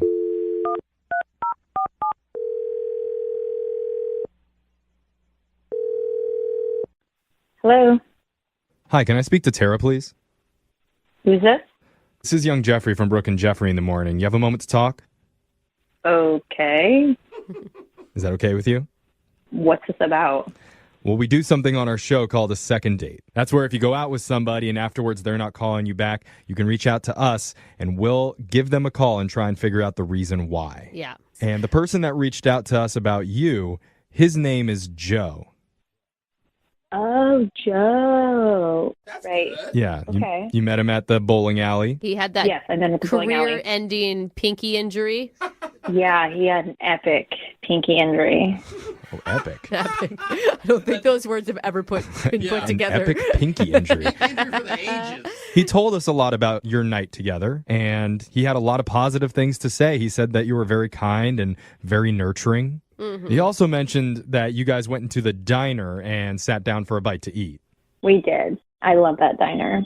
Ooh, good. Did you have a good time? Yeah, it was good. I mean, look, he's a good guy. He's kind of cute. You know, I enjoyed the time I had with him at the diner. Okay. He also told us about the baby that selfishly butted in. Yeah, that was the most strange interaction I've ever seen. Whoa. The most strange? The thing was that the baby's whole face was covered in snot and like it was gross. Like, you know, they get those bubbles out their nose and he was breathing heavy and yeah, and the parents didn't seem to care. Just like eating a chili cheese fries, like not paying this kid any attention. Wait, and then Joe was just like hanging out with a baby. So it was really weird because the kid was covered in snot? To make it even more bizarre, the family of the baby changed the baby at the table. And he just kept playing with it. Like, as the baby's being changed, he was just playing with the baby. And I kept saying to Joe, like, stop it, stop looking at the baby. And he's like, don't worry, the baby likes it. He likes being changed. Okay. So wait. So it's not so much that he was playing with a baby, it's that he was playing with a dirty baby. That's what bothered you the most. Dirty baby, gross. So that's the reason you're not calling him back? I mean, he seems like a good person. He definitely comes from a good place. Like, he has a good heart. I could tell that about him, but Well, you know, I know Joe would really like to talk with you about this because he's been on the other line listening, and he's heard everything that you said. Wait, what? Yeah. Hi, Tara. Oh. That's Hi. Joe. Oh, my God. I had no idea that you were on the other line listening this whole entire time. Yeah, I've heard everything, and so you don't like babies, huh? What? What? No, it's not that I don't like babies. I don't like dirty babies and people playing with dirty babies. No awareness. That sounded bad. I was making funny faces at the dirty baby. It's not like the baby was in my lap. I think we should stop calling it a dirty baby. Please, it sounds terrible. It's kind of funny, though. I'm sorry. Rogue baby was better. I've had 2 dirty babies. It's fine. Tara, you said that I have no awareness, but I saw the baby was covered in snot and that the baby needed to be changed. That's not my fault. That's the parents not taking care of the baby. You can't blame me for that. I know it wasn't your fault, but it was just very unnerving. I mean, is that the only thing, Sarah? Is this all about the baby? Well, there was kind of something else. What? What? Well, okay, so you asked for my number, and I was kind of on the fence about giving it to you. Like, I was thinking, well, okay, maybe we could hang out. But then when we were back at our lanes, one of your buddies, I think his name was Murph or something or other, he was talking to one of my friends, and he said some very incriminating information about you. How is this just... What did he say, Murph? He's like bragging about how you're always banging the chicks from the alley and that, like, you know, that's what you do. You're always like on the prowl and you're always finding alley chicks. Alley chicks? Is that what you call them in a bowling alley? Dude, Joe. That's not true. I don't call him that. That's not true, Tara. Joe. Oh my gosh. You sleeping with gutter girls? Can't they be like ball babes or something instead? You sleep with the Ballbusters team? Yeah. No, listen, that's okay. Look, if I'm being completely honest with you right now, I mean, maybe I slept with seven women that I met at the bowling alley. Why so specific right now, Joe? Why would you do that? It's definitely 7. I don't know that we needed to say that. And when I think of the type of women that normally go to the bowling alleys, it's not like the young, cute girls. It's usually the senior citizens that are on the bowling squads. Hey, don't be judgy, Jeffrey. There's nothing wrong. If he wants to be with, Mildred and Edna and Bernadette, that's totally his prerogative. Oh, you'd be surprised. There's a lot of young action going on at the bowling alley. A lot of hot young action. Oh. Hot young action. Well, I guess bowling more often. You and Murph know. Wait. Excuse me. You're saying that there is hot young action? So you're 110% saying that what Murph told my friend is true. Well, I didn't sleep with all of them. I mean, we did a lot of other stuff. What? What? Second and third base stuff. I wasn't really including that. Joe, stop! You don't have to go into details, man. You are digging your own grave right now. What are you doing? I mean, actually, there's a spot behind the video games where if you are in a certain angle, no one will see you for hours. What? Gross! You're doing it there? No, Joe! No! You're supposed to be telling her how great she is and why she's different than all the other gutter girls or whatever you call them. Look, I mean, I'm just being completely honest with you and just get everything out in the open. I mean, this is me. This is the real deal. Oh, wow. Well, I am so glad because it was just, Dirty Baby was one thing, but now gutter girls and alley cats, I'm not interested in that kind of behavior. Hold on, Tara. Before you go jump into conclusions here, we would love to pay for a second date for you and Joe. I'm not interested. I don't even like bowling that much. It was like my friend's birthday. So I'm going to say no and stop this right where it is. Well, I'm sorry, Joe. Yeah, you were honest. Tara's not interested. That's fine. I mean, I don't care. I'm sure there will be another one next week. Now, do some stuff with them behind the video games. I don't care. Oh, my God. Gladys is going to love that. Real classy, Joe. Oh, my gosh.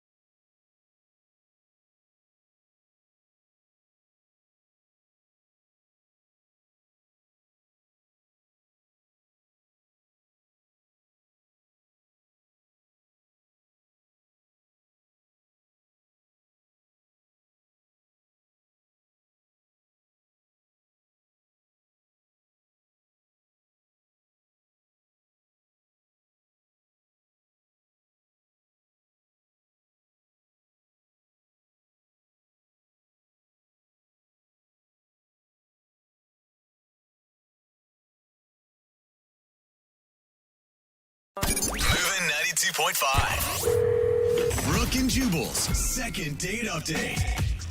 They say it ain't over until the fat lady sings. Yes. Well, I don't know anything about the size of the woman in today's second date update, but I do know two things. She sang, and it's over. Oh, and dang. now Nick is not getting a call back. What's up, Nick? It's kind of a harsh way to put it. It's the only thing I can think of. You said that you met this girl and she's a singer, and now she's not calling you back? Yeah, I think I messed up, Okay. Okay. Did you meet her at one of her gigs or something, or how'd you meet her?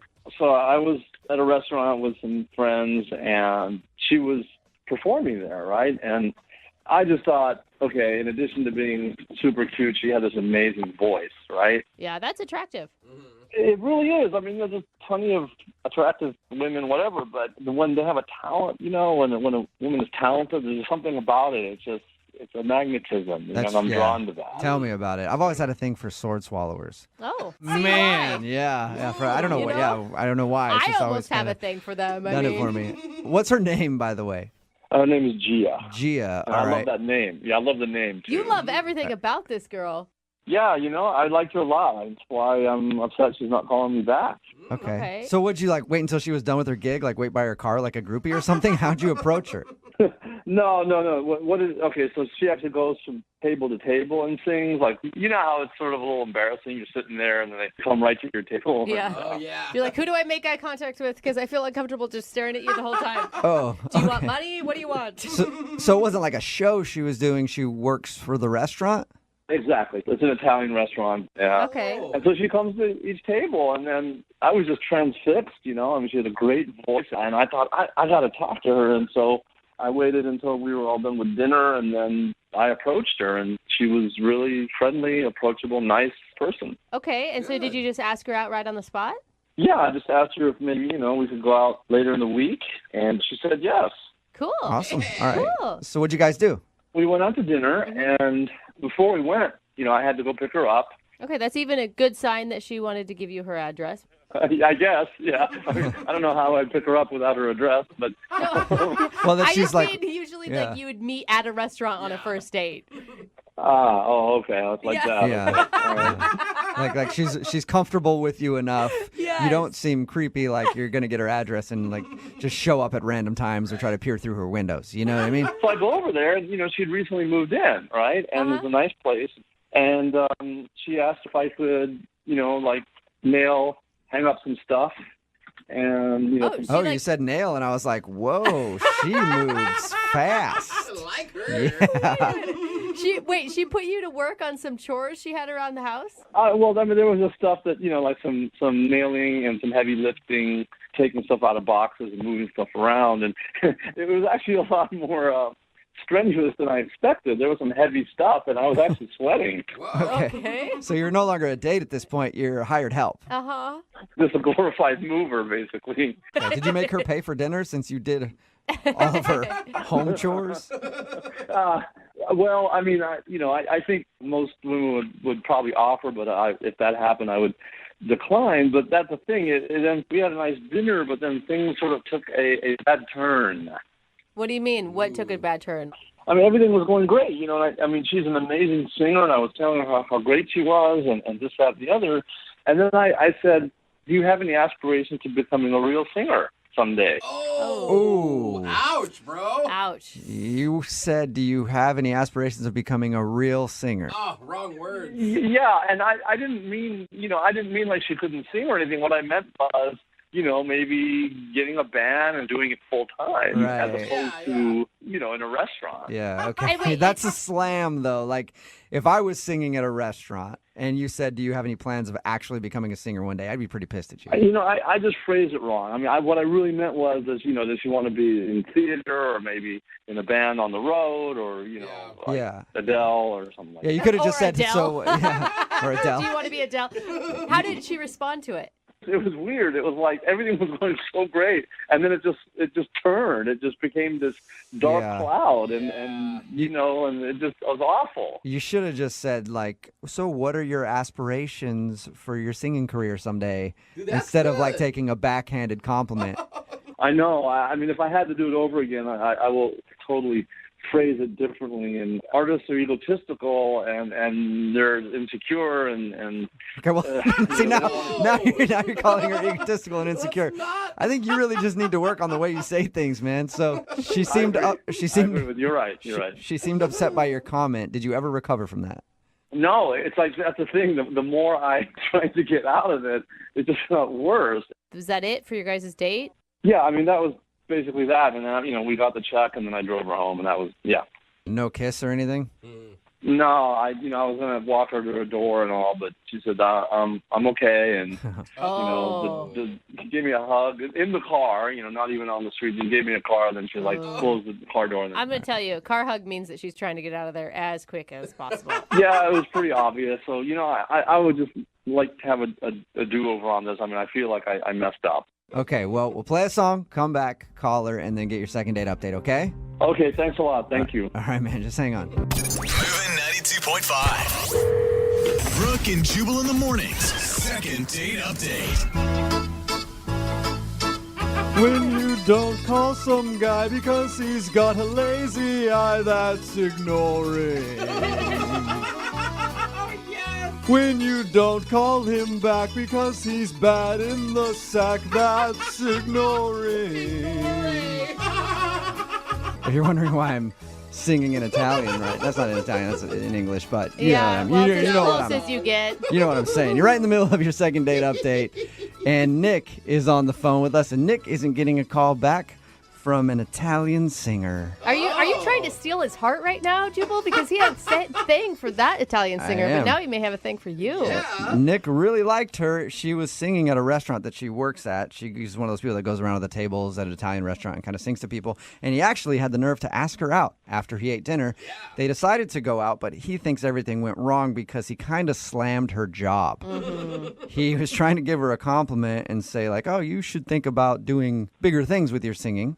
He said, hey, Nick, how did you say it to her again? I said, do you maybe one day want to become a real singer? A real singer. That was it. And he said after that, she kind of seemed a little cold. Yeah. And he ended up just dropping her off at her house, and she gave him a side hug in the car, and that was it. Now she's not calling him back. So we're going to try to get her on the phone and see if we can patch things up and maybe get him a second date. And can I just suggest, when we do talk to her, let's just kind of move past this, Nick, as quickly as possible, because from the sounds of it, you're really good at giving backwards compliments.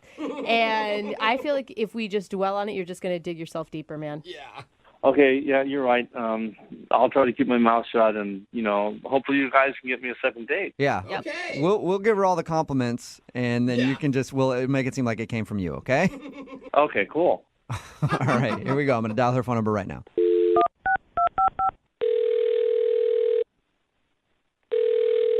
Hello?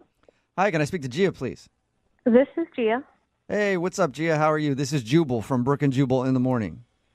Wait, sorry, who? Jubal from Brooke and Jubal in the Morning? Like the radio show? Yeah. Cool. You're actually familiar with the show. Yeah, I've heard of the show. I don't listen to it. Hey, you don't need to listen to it. Don't worry about it. The fact that you even knew our names is enough. Mm-hmm. Yeah. I appreciate that, Gia. Like, why are you calling me? I'm calling you today because one of our listeners actually emailed us about you. Okay. His name is Nick, and Nick recently asked you Nick? out. Yeah, Nick. Mm-hmm. Oh, my God. Oh, you remember Okay, Nick. so Nick is ringing a bell, it sounds like. Oh, God. Really? yes, Nick wanted us to call you Uh-huh. because he says you guys went out on a date the other day, and now you're not calling him back. Yeah. I mean, he had the nicest things to say about you, though. He told us Really? that you were so talented. He loved your name. You were beautiful. Really? Yeah. Yeah, he did. And that's why he asked us to call you, because he wants to know why you're not getting back to him. Are you sure we're talking about the same Nick? Yeah, I think so. He said that he met you when you were working at the restaurant singing. He came up and asked you out. He does feel like he sort of slammed your job at some point, and he feels bad about that. Yeah. That's true. Okay. Well, we talked to Nick about your date, and we asked him if there's anything that could have gone wrong, and he said he was trying to compliment you and say, like, man, you're a really good singer. Do you ever want to get, like, what's your biggest aspiration? And the way he said it, I guess, was, hey, do you ever think you want a real singing job because you sing at a restaurant? Yeah. It was actually pretty offensive. I mean, I don't know that he meant it to be offensive, but it's definitely not the right thing to say, ever. Yeah. Is that why you don't want to see him again? Pretty much. I mean, it just seems like he didn't like me a whole lot. Really?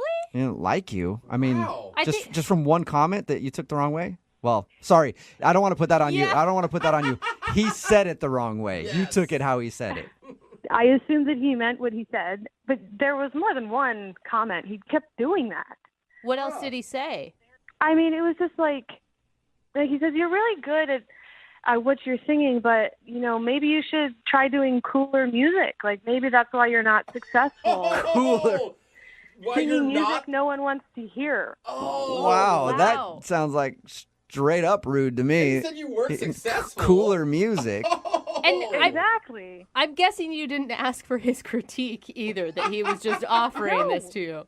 No, I didn't ask for his critique, and I like singing classical music. Yeah. Wow. That's what I'm good at. Apparently, Nick doesn't think it's cool enough, though. And apparently he doesn't like everything about the way I look. Like, he told me he's not usually into green-eyed girls, but somehow he can dig it with me or something like that. Whoa, dude. Like, I get a pass for having green eyes. Oh, my Thank you very much. And that was him trying to say you have beautiful eyes, maybe? That's not what it sounded like. Oh, my God. No wonder. What did you ever bring up to him the fact that he was just insulting you over and over again? I mean, what was I supposed to say? I tried to assume he was trying to compliment me, but it still sounded really insulting. Yeah, you don't want to be around a dude like that all the time. It was an exhausting night. I mean, even if he's trying to be nice, I have to sit there and smile like I'm having fun while he's hurling insults at me. Hey, Gia, it's me, Nick. I need to talk to you. Nick, you're supposed to wait. I'm sorry. I can't wait. I got to talk to her now. Gia, Nick's on the phone and wants to talk to you. Sorry I didn't tell you that before. Are you kidding me right now? Sorry. No. No, they're not kidding you, Gia. And I'm sorry, but I mean, I have to talk to you. Why? I just look. I wasn't trying to insult you. It just came out wrong. And I think you're just talented and gorgeous, and I mean, you're an amazing singer. And all I meant was, did you want to maybe, take this on the road or go do this like a profession instead of being, like a lounge singer? A profession. A lounge singer? You just did it again, right there. A profession. Well, what? You think I'm not doing this as a profession right now? You think my job is just a hobby, that I'm not a professional? No, I mean, I didn't. Okay, that came out wrong, but I mean, yeah. Look, I mean, it did. Okay, I'm sorry. It's just, I'm thinking, you have the talent to become, I don't know, like a huge, like Adele or some huge touring singer that plays stadiums. That's kind of what I meant. I mean, I meant it as a compliment. And if you just commit yourself to doing that, I seriously think you can make it. Make it. Like, I'm not serious unless I achieve, like a national tour. That's your measure of success. Right? No. I'm just saying, I mean, I'm just saying, are you happy? Nick, you gotta. Nick, you gotta you're stop, doing a man. terrible job here, man. I mean, you're basically saying, like, for instance, you can't be a scientist unless you're Stephen Hawking. Like, there's all sorts of people that do professions. You need to respect what she's doing, man. I do respect her. I think she's amazing. I'm trying to tell her she's awesome, and I don't think she's hearing that. I don't think so. No, I'm not hearing that, because what you're actually telling me is that I'm not doing it right, that I haven't succeeded yet. Okay, all right. If you're happy, singing in the restaurant, and is that what you want to? That's how far you want to take your singing career. Is that right? That's you don't want to go any further than that. Like, are you accusing me of giving up because I sing in a restaurant? Right? No. I'm just saying, have you taken your talent, which is amazing, as far as you want to go? As far. So we're still talking about distances. Like, I haven't gone far enough. No, Jubal, could you tell her what I'm trying to say? You know what I'm trying to say, right? I think I know what you're trying to say, and you're trying to say that you think that she's an amazing singer, and if she wanted to, she could take over the world with her voice. And you've got to understand, Nick, on her side, like, she wants to be dating someone who's proud of what she does. I am proud. I'd give anything to be able to sing like that. I mean, I'd give anything to have that sort of talent that she has. She's amazing. There you go. That was good. Nice. What do you think about that, Gia? We've made so much improvement. Yeah, that sounded really nice. And it only took, what was this, 5 minutes and 3 coaches to get you to an actual compliment. A little bit of coaching and we got you there, Nick. Oh, well, thank you, I guess. I guess you can finally hear what I'm saying, right? Oh boy. I'm gonna try to put you out of your misery, Nick. Dang. Gia, would you like to go out with Nick one more time for a second date? We will pay for it. I don't think so. Yeah. Figured. This is just too tiring to have to sit through an entire evening of wading through this without someone to mediate and translate. I can't. I just don't want to do that again. What if I came along and helped translate, Nick? Would you like that idea? I don't think so. No, No? that's no. Yeah, okay. Well, sorry. Thanks. Thanks, Gia. I appreciate it. And I think one day you're going to be a great singer, and You did it again. God, this is hopeless. She's already great. Brooke and Jubal in the morning. Text in at 78592. It says, OMG, can you please let me help Coach Nick to not come off like a total a-hole? We're talking about today's second date update. This dude Nick wanted to call a girl named Gia. They met because she was actually singing at a restaurant. She works at an Italian restaurant and goes around to tables and sings opera. And they went out on a date. Everything was cool, except Nick kept complimenting her but slamming her at the same time. Yeah. They'd be like, oh, cool. So you've been singing opera at that restaurant for a long time now. Are you ever going to become like a real singer? He was like the king of the backhanded compliments. Yeah, the you know? more he talked, the more he dug himself into a hole. It's like, man, can't you, don't add the but to anything. Or and, just leave it as you're a really great singer. Boom. Yeah, he wouldn't stop. Even at the end of it, he's like, I think you're a really great singer and you'll make an even better singer someday. And you're like, no, just say she's a good singer. She's like, I already make a living off of this. What a cute hobby. She does opera and he's like, you ever going to sing anything cool? Yeah.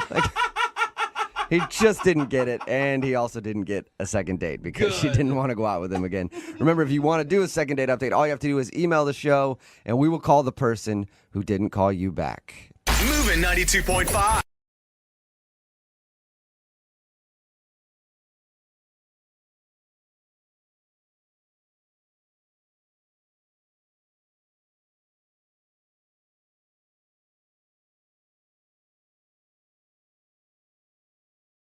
I'm a little confused by the email that we got in for today's second date. Okay. This guy named Rich is on the phone with us right now, and he emailed us saying that he wants to do a second date on his girlfriend. What? That's not how it works. Rich, you know that a second date is just like if you went on a date with somebody and they're not calling you back, not an actual relationship, right? Yeah. No, I know, but my girlfriend hasn't talked to me since our last date.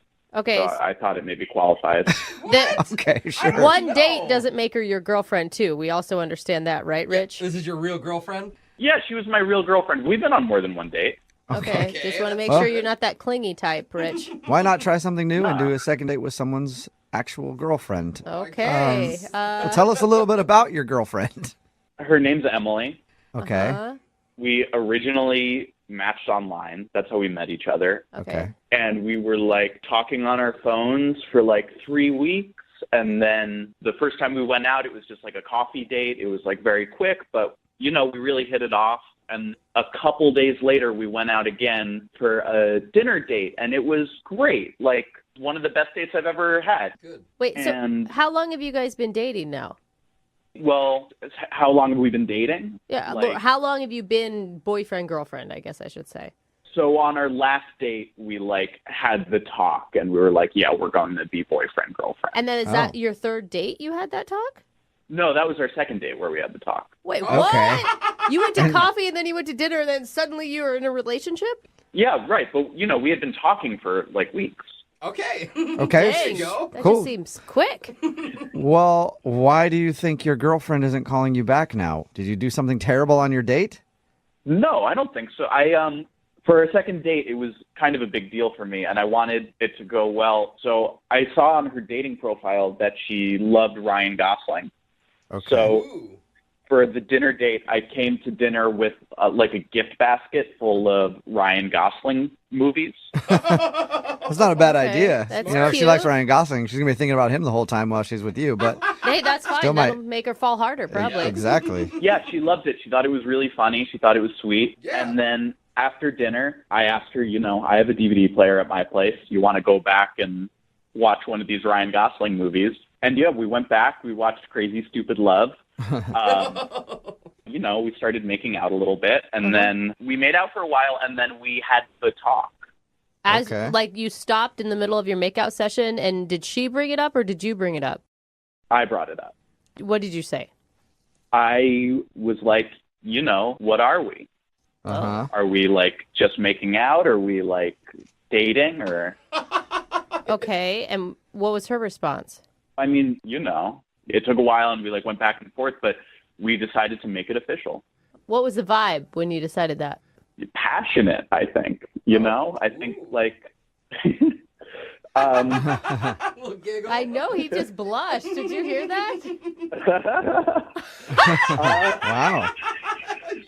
You. I mean, I was obviously like nervous because it's a big conversation and like a big deal, but in the end, we decided to make it official. Okay, good. So is that the last time you talked to her? Yeah, that's why I'm so perplexed because like it went really well, and I've been texting her and like calling her, and I haven't heard back from her in like 8 days. Whoa. Maybe she doesn't know how relationships work. Yeah. Yeah, let's make it official. Yeah. Talk to you in a couple years. Yeah, I don't know if we're like broken up or if she's like out of town maybe or something. So she should tell she you. didn't break up with you. She just stopped talking to you. Yeah, I haven't heard back from her. The last time we talked was on our date. And prior to your second date, were you guys texting daily? Yeah, totally. Okay, so it's definitely a notable difference. Yeah, and I mean, if I know Emily, she wouldn't do this. She's not this kind of girl. Okay, after 2 dates, all right. Okay. All right. Any idea what could have happened? I mean, I wonder if she's safe. Do you know that she's alive still? Yeah, no, I know from Facebook. Like she's still around. She hasn't gotten back to me. And you're Okay. sure you didn't freak her out and she was just agreeing with you to like not make it awkward? I don't know, but I mean, she said she wanted to be my girlfriend. Okay. Yeah, All right. so weird. You know? Yeah, it's your girlfriend. You know her better than we do. Yeah. So. All right, well, we'll play a song and then come back and call your girlfriend and find out why she's dodging you. Okay, great, thanks. Yep, you're welcome. We'll do it right after this. This is definitely a first for the second date, and here at Brooke and Jubal in the morning, we're always trying to break the mold. Ooh. Yeah. So much so that now our segments aren't even about what they're supposed to be about at all. Because it's a second date, but we're about to call Emily because Emily is Rich's girlfriend. They've been dating for a few weeks. I guess they've gone out twice, but they have had the talk like if they're boyfriend and girlfriend, and she said yes, and now she's not calling him back. Ever since the last time they hung out, she hasn't talked to him. So we're going to call her and see if we can figure out why. Rich, are you ready to call your lady? Yeah, let's do it. It's gonna be a new segment. Where's my girlfriend? Yeah. I mean, you're pretty rational about all this, but if it is true that since she hasn't talked to you in 8 days, she's like trying to break up with you, how are you going to feel? I mean, I feel like we can work through it, I feel like we have a real connection. Okay, so this is more couples counseling than second date, or maybe a mix of both here. Ooh. If that's what it has to be. All right. I think I'm the dedicated. only person in this room that actually has done couples counseling. I tell you this right now, Rich. Yeah, that's true. Just be wrong. You're wrong every time. Okay? Just say sorry and you'll be good, okay?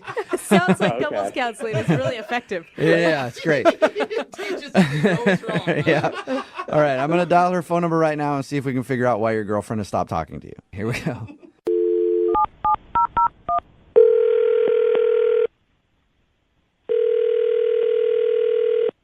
Hello?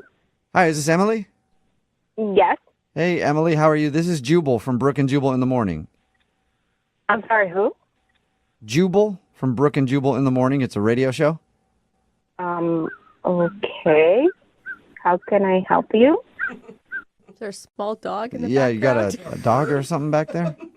No, I don't have a dog. Oh, weird. It sounded like there was like some whining or somebody whistling for a dog or something. Anyway, That's not what we're calling. that's not the reason we called you, yeah. I'm calling you today because somebody sent us an email about you. Why would somebody send you an email about me? Because we do a segment on our show. It's called The Second Date. That's where if you go out on a date with somebody and then end up blowing them off, they can email us to get you on the phone and ask what happened. Are you serious? Yeah, we got an email about you. That? What's that? Who does that? I don't know. Quite a few people. Yeah, But- a lot. We've done a lot. Yeah, we have done a lot of these. Oh my God. And I guess this is a little different, though, because the guy that emailed us about you is your boyfriend, and he's wondering why you're not talking to him. What? I'm sorry. I don't have a boyfriend. What? Is that because you just broke up with somebody by stopping talking to them? No, I'm not really sure what you guys talking about. Like, I don't recall having a boyfriend. Okay, and now are you the type of person that remembers that type of thing? I think I would. Okay. I think that would be important in my life. Like, oh, by the way, I have a boyfriend, but no, I don't have one. Well, maybe we're talking to the wrong person. Maybe you are. Maybe I dialed the phone number wrong. Do you know a guy? Well, name's Name's right. right. Do you know a guy named Rich? He's the guy that you guys are talking about? Yeah. He says he's your boyfriend? Are you guys serious? Yeah. Why are you laughing? I thought he was your boyfriend. Now we're confused. Oh my gosh. Okay, no, he's totally not my boyfriend. Okay, he totally thinks he's your boyfriend. Yeah. He might think a lot of things. That is not one of them at all. So How can you go out on a couple of dates and call somebody like boyfriend and girlfriend? That's like ridiculous. That's what Brooke said. Like, I mean, I thought it was fast, but you know what? Some people do things differently than I do. no, that's a little psychotic. That's a little out there. Did you just call him psychotic? Psychotic is kind of like some of the stuff he has been doing the past few days. Like, he's blowing up my phone, texting me. Oh, no. He sent me a Facebook request that we were in a relationship, and that was totally a joke. And then I go in my Instagram, and he's putting pictures of us. By the way, there's like 2 of them. But on the captions, he's putting me as his girlfriend. And Like, after 2 dates. you don't sound like you're about that. No. He's a really nice guy. Like, don't get me wrong. He's a really, really nice guy. But there is no reason for me to, like, be boyfriend and girlfriend with anyone after I just, like, made out with them one time. Yeah. he's also actually on the phone right now and Oh, wants to God. talk to you. So there is that, too. Oh, are you serious? Yep. Rich, are you there? Yeah, I'm here. Emily, sweetheart, I don't get why you're saying all of this. Okay. Rich, listen to me. You're really nice and you're really sweet, and I totally had a blast. But, honey, you can't blow up someone's phone after 2 dates. Like, you just can't do that. I'm sorry. I mean, you can if you're in a relationship. I was worried about you. Wait, hold up. Hold. What? Like, who's in a relationship with who here? I'm not in a relationship with you. I'm sorry. Oh, my gosh. We had the talk. We made it official. What are you talking about? What talk? Remember when we were done making out after the last time we went out, it was going great, and I asked you, is it okay if I call you my girlfriend now? And you said yes. Oh, my God. That's what you think the talk was?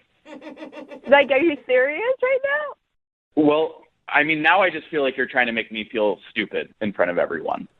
So, Okay, I would actually back Rich on that. That sounds like the talk to me. Like, can I call you my girlfriend? And you said yes. yeah, exactly. No, I said sure, and I laughed. Like, oh, okay, sure, whatever. But not like, yes, you are my boyfriend. Like, I'm sorry. I'm not trying to make you sound stupid, but that's a little bit too much for me. No, that's not how I remember it. It was like a special moment. We were connecting, you know? And now I just feel like I'm trying to communicate and I'm trying to make this relationship work. And, you know, you're just putting up walls. Okay, listen. There is no, like, walls. Walls don't exist, Rich. They're not there because there's nothing there. Do you understand? Yeah, I mean, I get that we're, like, having an argument right now. But I mean, I think this is different than an argument. Okay, Rich. It's weird after 2 dates that you text me that your parents want to meet me. Like, I'm sorry. Love is crazy, you know? Rich, Love do is not drop crazy. the L-bomb right now, dude. I went out 2 dates with you. Like, I don't want to meet anyone's parents after 2 days. It's extra. I mean, my parents knew each other for a month when they got engaged. And, like, Emily and I have known each other for more than a month now since we, like, matched. There's no reason for you to meet your parents. I mean, I'm glad we're communicating about it now, at least. I feel like if you don't want to meet my parents, then you should tell me that, you know? No, Rich. No, Rich, no. I think she's saying that she's not your girlfriend. I think she's saying that she doesn't want anything to do with you at all. Emily, is that really what you're saying, sweetheart? Oh my God. I kind of have been saying that this whole time. Like, me not texting you for a week should, like, give you that response. Rich, you cannot be this naive. But that's why I had the talk, you know, and we made it official. We did know. I was laughing hysterically, Rich. Like, I was literally bending down, like, my stomach hurt. And I was like, okay, sure, whatever. Like, I thought you were seriously joking. Like, nobody ever has a boyfriend or girlfriend, our relationship, like you say, after 2 dates. We just made out once. Like, I mean, I honestly thought you were kidding. You know, Emily, we can agree to disagree, but I know what happened. Okay, listen, I'm sorry. I didn't want to mislead you, but this is way too much for me. This is way too freaky, and that I don't need that right now, okay? I'm sorry. Yeah, you know, I totally get what you're saying. We're going too fast, and, like, I get that, you know? It's not time, and when the time is right, you'll meet them. Oh, my God. My gracious God. Like, oh, my gosh. Like, we are not in a relationship. I'm not your girlfriend. Please stop texting me and calling me. I'm sorry. You know what? I hear you, Emily. I hear you. And that's why I want to ask you if you'll go out on a second date with Rich. Both of us are hearing you loud and clear. This is so We will pay for a second date. No, absolutely not. Does she have to scream it? No, she doesn't want anything to do with him at all. Oh, man. Wow. Emily, I can't believe you're saying this after all we've been through. Dios mío, I just said we went out on 2 dates. What all we went through? Like, you're a nice guy, but please just let it go, move on with your life, and just, you know, stop blowing up my phone. That would be nice. Don't blow up my phone. Listen, when you're going to text me, write it out and then delete it. And then feel like you did it anyway. Yeah, so at least you can feel like you're saying it, Rich. Rich, obviously you're not getting a second date, and I hope now you understand that Emily is not your girlfriend. Yeah, I mean, look, Emily, I know this has gotten weird, but I get that you're angry, and I won't reach out to you because I get that you don't want me to, but I'll be by the phone when you want to get back together. Oh my God. Get back together.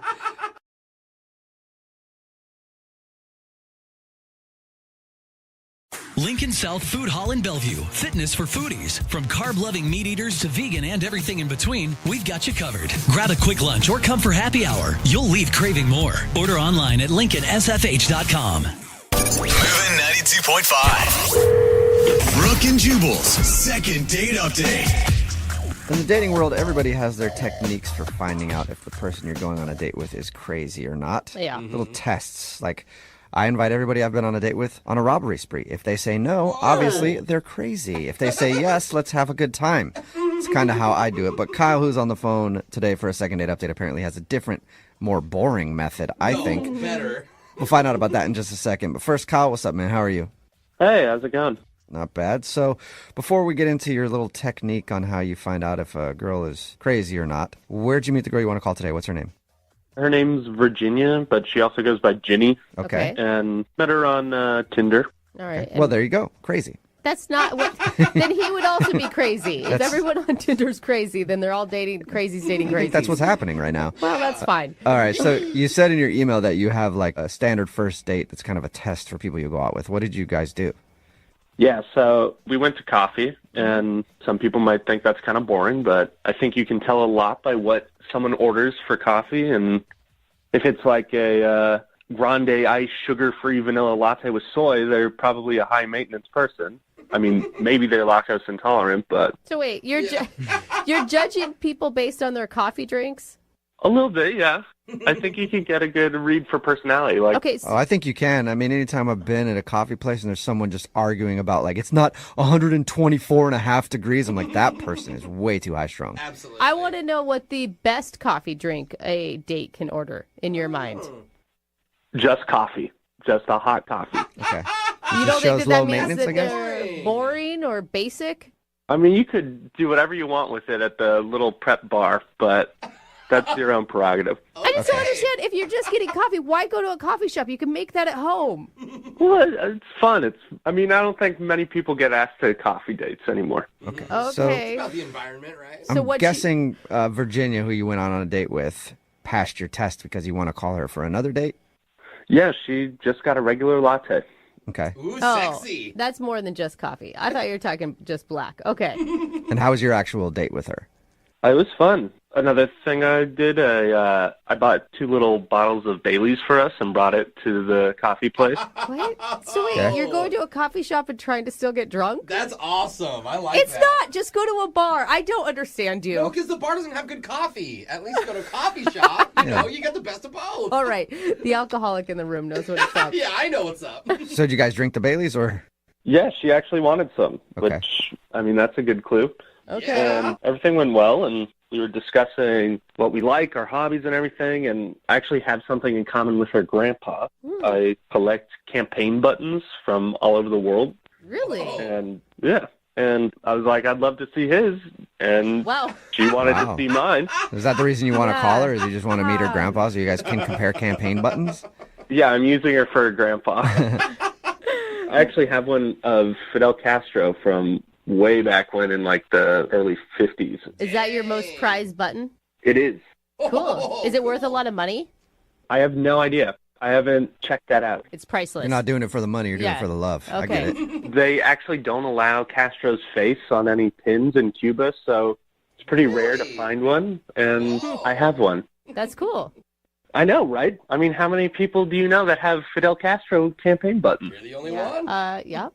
I don't know many Fidel Castro fans, so Well, I'm not saying I'm a fan. I'm Okay. just, I have his button. That turn her on? Did that turn? You know, it could have. She wanted to come over and see it.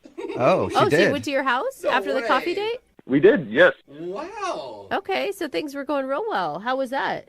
I mean, this is where it gets kind of wonky for me. She was at my place, and she hadn't been checking her phone or anything when we were getting coffee, but then she was just pretty much always on her phone when she was at my place, and I was like, is everything okay? And she said a friend of hers was having a meltdown, and that she needed to go and would like to reschedule the whole Castro viewing. But it's now been over a week, and I'm only getting kind of short, cold texts back, and that's why I'm here. I'd like your help figuring out what to do next. What was your sense on the meltdown? Was it an excuse or did you believe her? I couldn't really get a read for it. Okay. Yeah, but the fact that she's not really being responsive to you sounds Right. like she might have just used an excuse. Yeah, exactly. It's kind of a classic one, too. Yeah, can you think of anything weird that happened? No, other than everything that she was already down to do.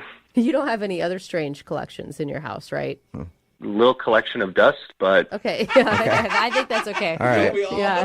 Well, we'll try to figure it out. We'll play a song and then come back and call her and get your second date update, okay? Great, thank you. All right, hang on. Moving 92.5. Brooke and Jubal in the mornings. Second date update. You know, a lot of guys will try to impress girls they're on a date with their car or their nice Rolex watch, but not Kyle, who's on the phone for a second date update today.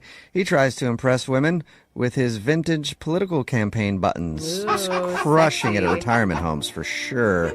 And that's exactly what happened on his first date. He met a girl named Virginia on Tinder. They went out for coffee and then went back to his place because he brought up during his date that he collects vintage political campaign buttons. And she said, oh, my grandpa does too.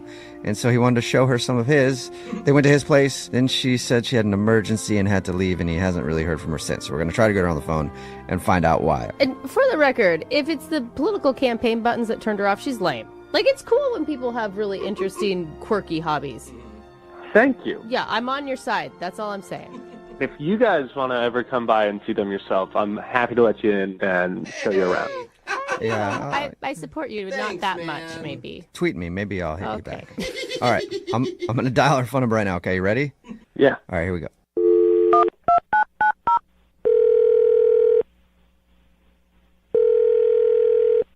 Hello, Hi, may I speak to Virginia, please? this is she. Hey, Virginia, how are you? This is Jubal from Brooke and Jubal in the Morning. Who did you say that you were? Jubal from Brooke and Jubal in the Morning. It's a radio show. Have you ever heard it? No, Okay. Got any friends that have heard it? I don't know. Okay. Sorry, what? You ever Google it? No, probably not. Okay, I'll just get to the point. It's a radio show called Brooke and Jubal in the Morning, and we got an email about you from somebody who does listen to the show. Wait, what? You got an email? about me? Yes, we do a segment on our show. It's called the Second Date Update. That's where if you go out on a date with somebody and then end up not calling them back after or wanting to see them again, they can email us to get you on the phone and find out what happened. So we got an email about you from a dude named Kyle. What the hell? I know, that's what I said, right? The hell? I guess I don't understand what's happening. So Kyle emailed us because he told us about your date. He said that he really enjoyed going out with you, but now it's pretty obvious that you don't want to see him again. And he wanted us to talk to you and see if we can find out why. Does that make sense now? Yeah, this is just like really weird. Do you mind telling us about your date? I don't really know what to say. It sounded like, I mean, from his description, that you guys really hit it off at coffee and that you went back to his place, which is always a good sign that you were interested to some degree during the date. Yeah, how do I put this? He's the kind of guy that, like, you think he's one way, but then you find out that he's just a completely different person. Okay. Can you explain in a little more detail for us? He sounds like a pretty mild-mannered guy. I mean, he said he collects political campaign buttons. Yeah. You don't usually call those guys wild and crazy, you know what I mean? Maybe just start with, like, what you thought he was to begin with. I don't know. I thought he was, like, a normal, nice guy. Maybe I should have picked up on, there were signs, like he brought, like, airplane alcohol bottles to a coffee shop. I thought he was trying to be, like, fun, but it was, I guess that's a red flag, probably. I should have noticed. Oh, I thought that was cool. Yeah, Okay. but you drink a lot in your life, Jose, so maybe it is a red flag if you don't want to date a heavy drinker. Touche. Yeah, that was, like, I guess the first weird thing. But we went back to his place, and I had to go to the bathroom. Mm-hmm. And I went to his bathroom, and there was a syringe just, like, laying out on the counter. Wait. And then I walked by his bedroom on the way back, and there was another syringe on his bedside table. Okay. So you think that he's a bit of a partier? Yeah, and then we were looking at this button collection that he has, which was cool, but then there was, like, a knock at the door. And he went to answer it, and this guy was there, and they, like, barely said hello to each other. The guy just, like, handed him a bag, and he was like, cool, thanks, man. And then he closed the door. What? Huh. So this guy, you think he's in, whoa. So is that what you're saying? You're saying that you think Kyle is like a big drug user, or? I don't know. I don't know what he's into, but it was clear to me that he was into some obviously bad stuff, and so I just, like, faked a conversation with my friend. Okay. It's a pretty big jump, though, that you're making. I'm just saying, look at the evidence. And if he's, like, dealing with some issues or something, that's his own battle, but it's not something I personally want to get involved in, you know what I mean? Oh, you're not into doing heroin on a first date? Bailey's and heroin. Jeez. What a prude. Yeah, no. No. All right. Well, wouldn't you like to find out what all that stuff was about? Not really. I mean, I feel like my instincts are pretty dead on. Think about it, though. If he was a drug dealer, he wouldn't contact us. I don't know that. Yeah, and I don't know that either because there's a lot of people who listen to the show that do drugs and are drug dealers, so they probably could contact us. But I was going to say, Virginia, the best way to find out is probably just to ask him, and he's actually on the phone listening and wants to talk to you. I don't want to talk to him. Okay, it's a little too late. Kyle, are you there? Yeah, hi. This has been a huge misunderstanding. Okay. The syringes are for insulin. I'm a diabetic. Oh, sure. Are you serious? I mean, I can't believe you thought I was a drug addict. There were syringes in, like, multiple places around your apartment, and a guy came to your door that you barely spoke to. The knock at the door was an Amazon delivery, and I'm not going to talk with him and get to know him. I didn't even think of an Amazon guy dropping off stuff. I automatically thought some dude was dropping off drugs to you.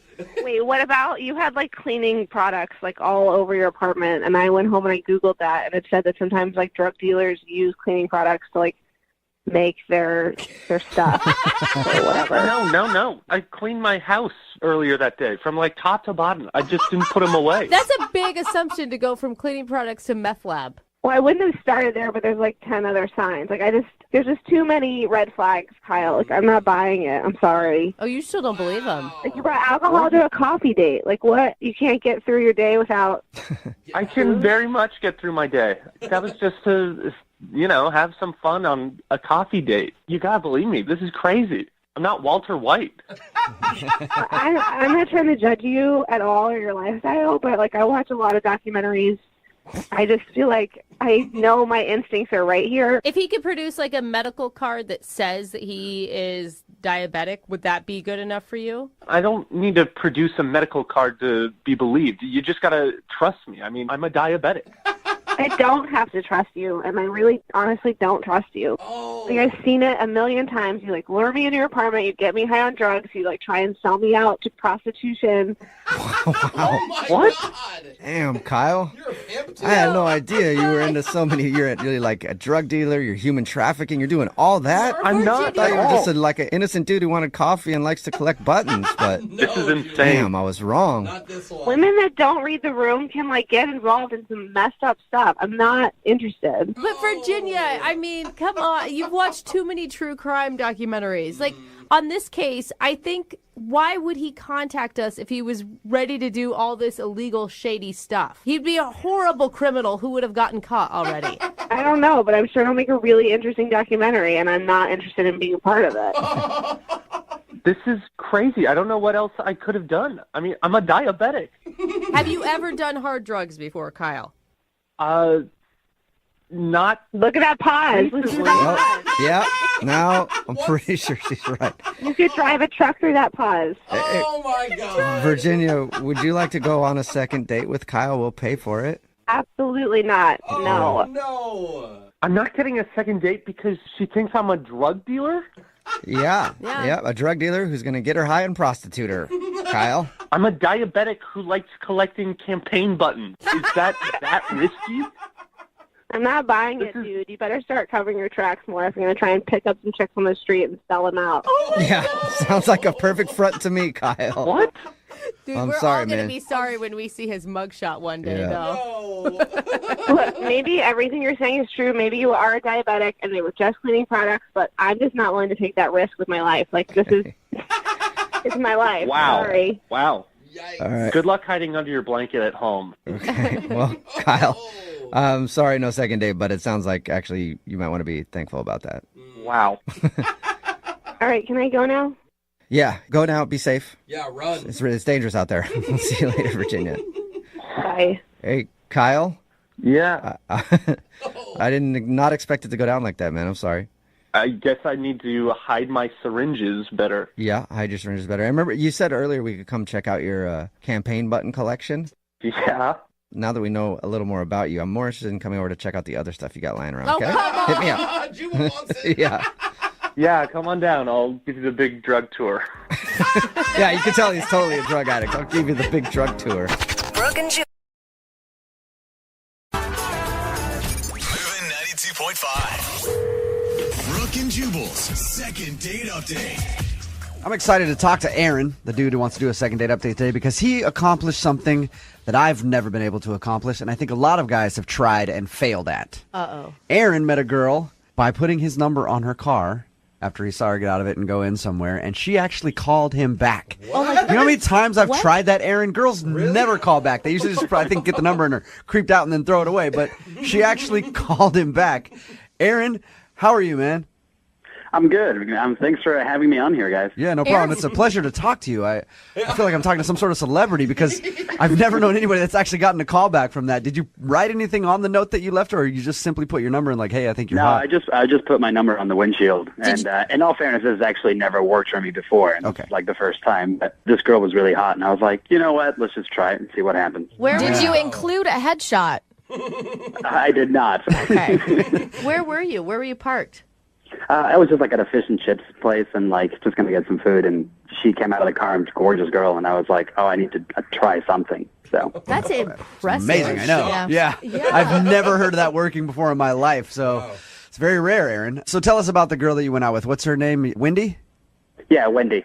She kind of looks like the dragon girl from Game of Thrones. Like Oh, nice. High five, dude. She's hot. Yeah. So, I mean, the nice thing is that she did actually call me back, and I said I wanted to take her out on a date, and she said okay, which was really cool. Yeah. She wanted to go to this French restaurant she really liked, so we went there. Did you meet there? Was she like hesitant at all about meeting up with a total stranger?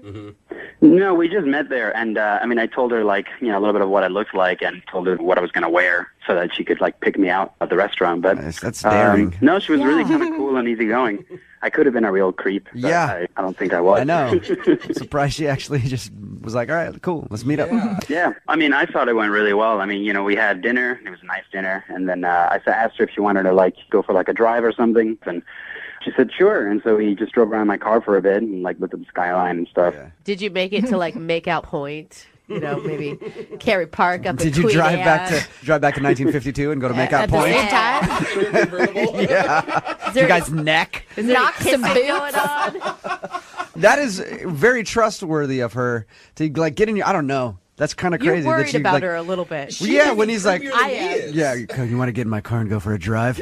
I mean, I was trying to be as least creepy as possible given the circumstances. You must be a likable guy, Aaron. But at the That's for same sure. time, if she's that like comfortable and willing, you must have done something really creepy to also like turn her off. Well, the only thing that got a little weird was, I mean, at one point I asked her, like, hey, you want to come back to my place or whatever. And she said no, and I didn't, like, pressure her or anything like that, but she got a little quiet after that, and then it was only a couple minutes later that she was like, I think you should go home. The implication. So that might have been a little too much on that. You didn't wink at her while you were saying it, did you? That could have done it. And how many times have you tried to get a hold of her? I've called her like 3 or 4 times. Yeah. I haven't got anything back. And I guess that's why I'm calling you guys, because I don't know what's happened. Okay, well, play a song, come back, call her, and get your second date update, okay? That'd be awesome. All right, man, hang on. Moving 92.5. Brooke and Jubal in the mornings. Second date update. All right, Aaron, you ready to go with your second date update? Yes, I am. I think that the mistake you made was just going for too much too soon. Like, I feel like you met the girl in kind of a rare way. You put your phone number on her car. She actually called you back, and then you went out to dinner, and you made it through. But I don't think you should have gone for the car ride after dinner, and I especially don't think you should have tried to ask her back to your place. Like, I think you were almost there. You know what I mean? You just got to take, like, it's okay to lay down a bunt every once in a while and not try to hit a home run every single time. You know what I mean? Actually, solid advice. Maybe just a little too ambitious, huh? Yeah. All right. You ready to go, Aaron? We're going to call her right now. Okay.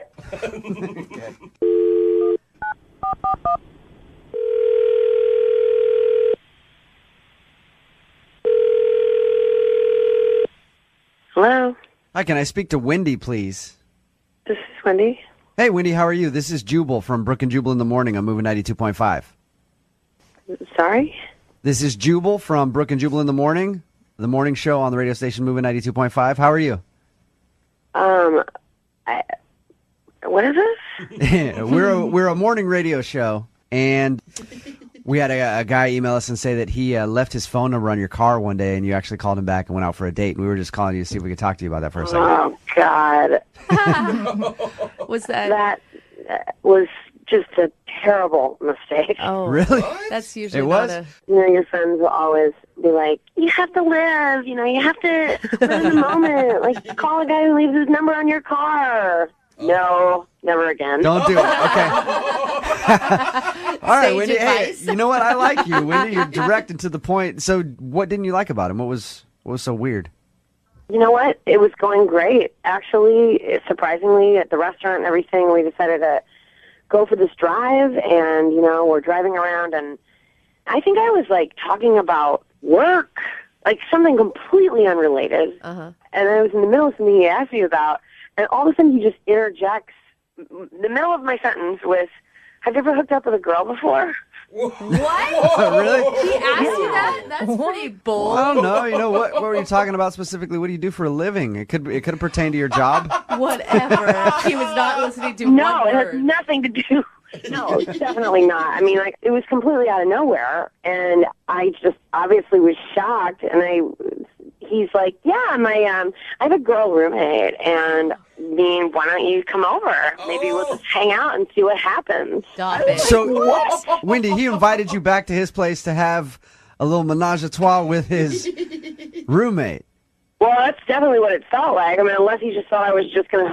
And he was left out. If I had given him some indication I was which I definitely didn't. I mean, this is like the very first time we've ever met. Like, That's a little much to go Yeah. for that. Had you guys even kissed at this point? no. Of course, then I'm like, oh my God, I'm in this guy's car. You know, like, number 2, dummy mistake. Like, I don't know what I was thinking. Like, I'm driving around and, like, I kind of just tried to be cool because, like, it's kind of scary. Like, when you realize, like, someone is, like, a freak, you know? I mean, like... Now you're stuck in his I car. mean, he could be, like, a serial killer, you know? Like, yeah, first you hook up with my roommate, and then we eat your heart. Hey, Wendy.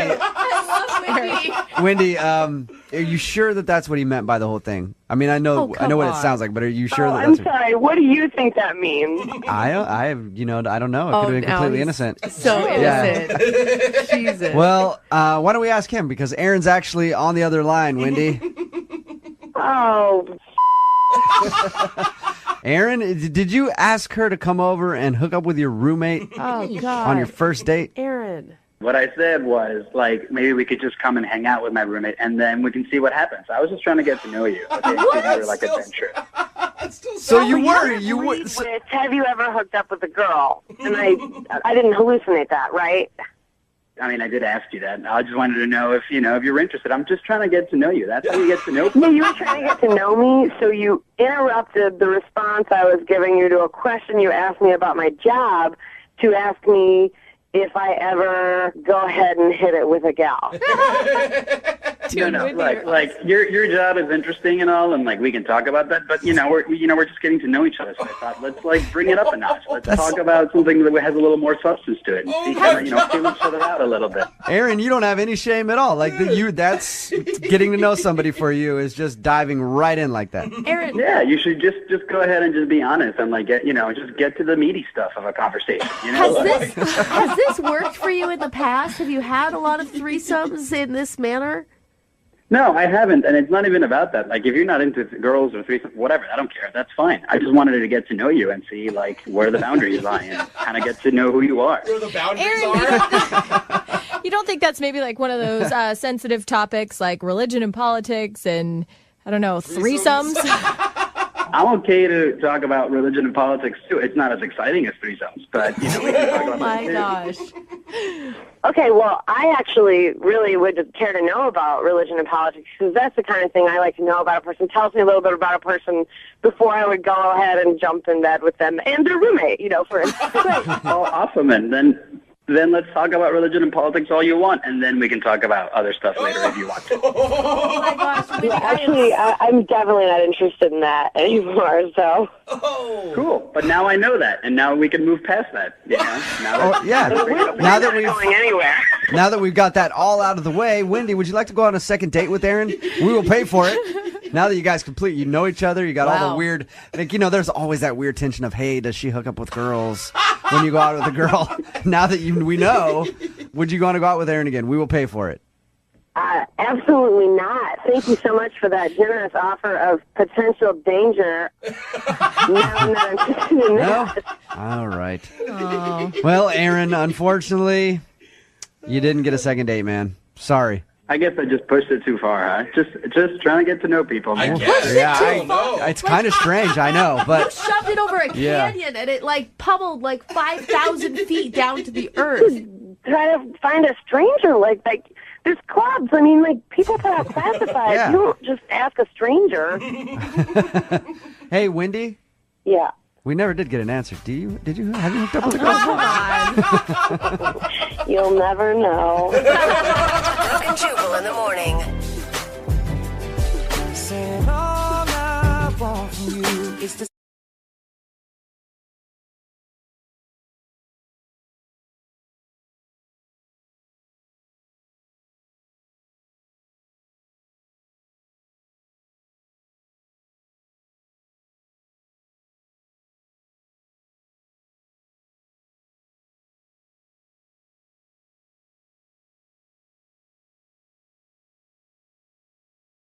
Moving 92.5. Brooke Brooke and Jubal in the mornings. Second date update. You've got to be careful when joking around on a first date because the other person might not get your sense of humor. Like, I don't know how many dates have been ruined that I've been on when in the middle of it, I just drop my fork and I look her dead in the eye and just go, how many other people know you're out with me right now? That's a really funny joke. They never get it. Wow. It just ruins the mood right there. Weird. And Maggie, who is on the phone with us right now to do a second date update, apparently made a poorly timed joke on her date.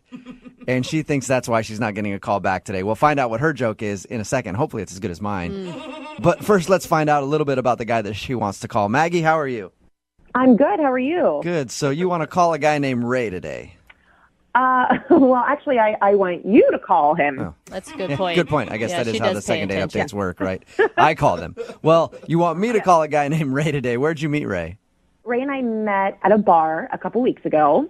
I was out with some of my girlfriends, not expecting to meet anybody, and I meet this great guy, and he and I end up talking for most of the night. Did he approach you, or did you approach him? He approached me. Did he use like a cheesy line, or was he pretty cool? He actually he came over with 2 shots of Fireball.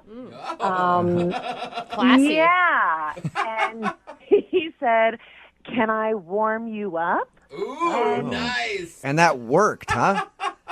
Well, I was a few drinks in, so Okay. yeah, that worked. I was going to say, if you were sober, that probably wouldn't have worked. Exactly, right. Yeah, you're the type of girl that never turns down free alcohol, is what it sounds like. Right. I'm not. No. So we just started talking after that, and I get home from the bar, and he texted me. Was it a booty call text, or was it a nice, No. He just said it was great to meet me, and he would love to go out for coffee later that week. Oh, that's good. Yeah, which was great. Normally, guys will text me a picture if I give them my number. Especially if you're at a bar and you've been drinking Fireball all night. It's like, I know how to seal the deal here. Let me give her a little sample of the goods. Yeah. So anyway. To getting pictures, but I didn't this time, which was surprising. And It's so sad that that's the exception to the rule, is the one guy that doesn't send you his junk. I know. How romantic. I mean, that's kind of the day and age we live in right now. It is a beautiful time we're living in. So how was coffee then? It was awesome. He was very sweet. He, pulled the chair out for me when we got to the coffee bar, and he even paid for my coffee. He was very gentlemanly. Your standards really are low, aren't they? Well, I mean, normally if I get pictures after a night of Fireball, my standards are pretty low right now. So. But that sounds good. I mean, it sounds like he was genuinely excited to see you, because sometimes after a, inebriated night in a dark bar, daylight dates can be a little shocking. Exactly. Right. So it was a great date. So tell me about the joke, though. You said that you made a joke you thought might have been poorly timed, or he didn't get it or something? Yeah. Okay, what happened? So I'm a pretty sarcastic person anyway, and he and I are talking, and he says something like, I bet you get asked out by a lot of guys. And I said, yeah, man, in this past week alone, you're my 30th date. That's funny. Completely joking. Yeah. And he gives me this blank look. He didn't get it? No, he thought I was being serious. He's like, whoa, you didn't have to be honest. Right. Did you clarify for him that it was a joke? I did. A few seconds went by of him not laughing, and I said, I'm kidding. Like, obviously, I haven't gone out with 30 guys in the past week because I made that awkward joke. So. Okay, so that's the reason you think that he's not calling you back, is he thought you might not have been joking about dating 30 guys in a week. I think so. Okay. Yeah, I think. All right, well, how did the date end then? Again, very gentlemanly. He gave me a hug and a peck on the cheek, and he said, this was fun. We should do dinner sometime. Okay. Hey, that's good. Yeah, so I thought it ended on a high note. You should have messed with him some more and been like, yeah, that's good. I'll fit you in. I got like 45 other dudes I'm doing dinner with. I know, See if he would get it. Yeah. All right, and he hasn't responded to any of your text messages or phone calls since that day? No. All right. And that was a couple weeks ago. I'm surprised that you want to see him, just because I think it's pretty unattractive when a guy can't laugh at things. No, sometimes and I just don't get You know, I'm not used to going out with gentlemanly guys. So, I mean, he was really sweet, and I can't blame him for not getting the joke. you know. Well, we don't even really know if that's why he's not calling you back. Yeah, Could be that's something else. true. Yeah. It could have been something completely different. All You're right. Well, we'll find out what it is. We'll play a song, come back, call him, and get your second date update, okay? Awesome. Thank you. All right, hang on. Moving 92.5. Brooke and Jubal in the mornings. Second date update. This could be a second date update first. Maggie, who's on the phone to do a second date update today, just admitted to us that she has been with 30 guys in the last week. Impressive statistics, Maggie. Good job, girl. Yeah. Thank you. If you missed the first part of the second date update, Maggie met this guy named Ray at a bar. They went out for a coffee date after meeting up. She said everything was going well, but she made a joke to him when he said like something along the lines of, I bet you go out on a lot of dates. Her response was, yeah, I've been on 30 dates in the past week. The only thing is he didn't get the joke. And he just kind of sat there like, oh, my God. And that's why she thinks she's not getting a call back, because he still doesn't think that it's a joke. It's pretty hard to go out with that many people in 1 week. So hopefully, maybe, Maggie, we can get him to realize that and go out with you again. Are you ready to give him a call? Yes, for sure. Okay. This one's so weird to me because he asked you to go out to dinner at the end of the date. I mean, he was obviously complimenting your looks when he said you must get asked out a lot. I don't get that one little joke would make him not call you. I know. So I'm excited to see what the problem is. Yeah, no kidding. One little joke. If he didn't get the fact that he was thinking that you really went out with 30 guys in a week, that's bigger than a little joke. All right. You're right. Yeah. I'm going to dial his phone number right now and see if we can get him on the phone, okay? Okay.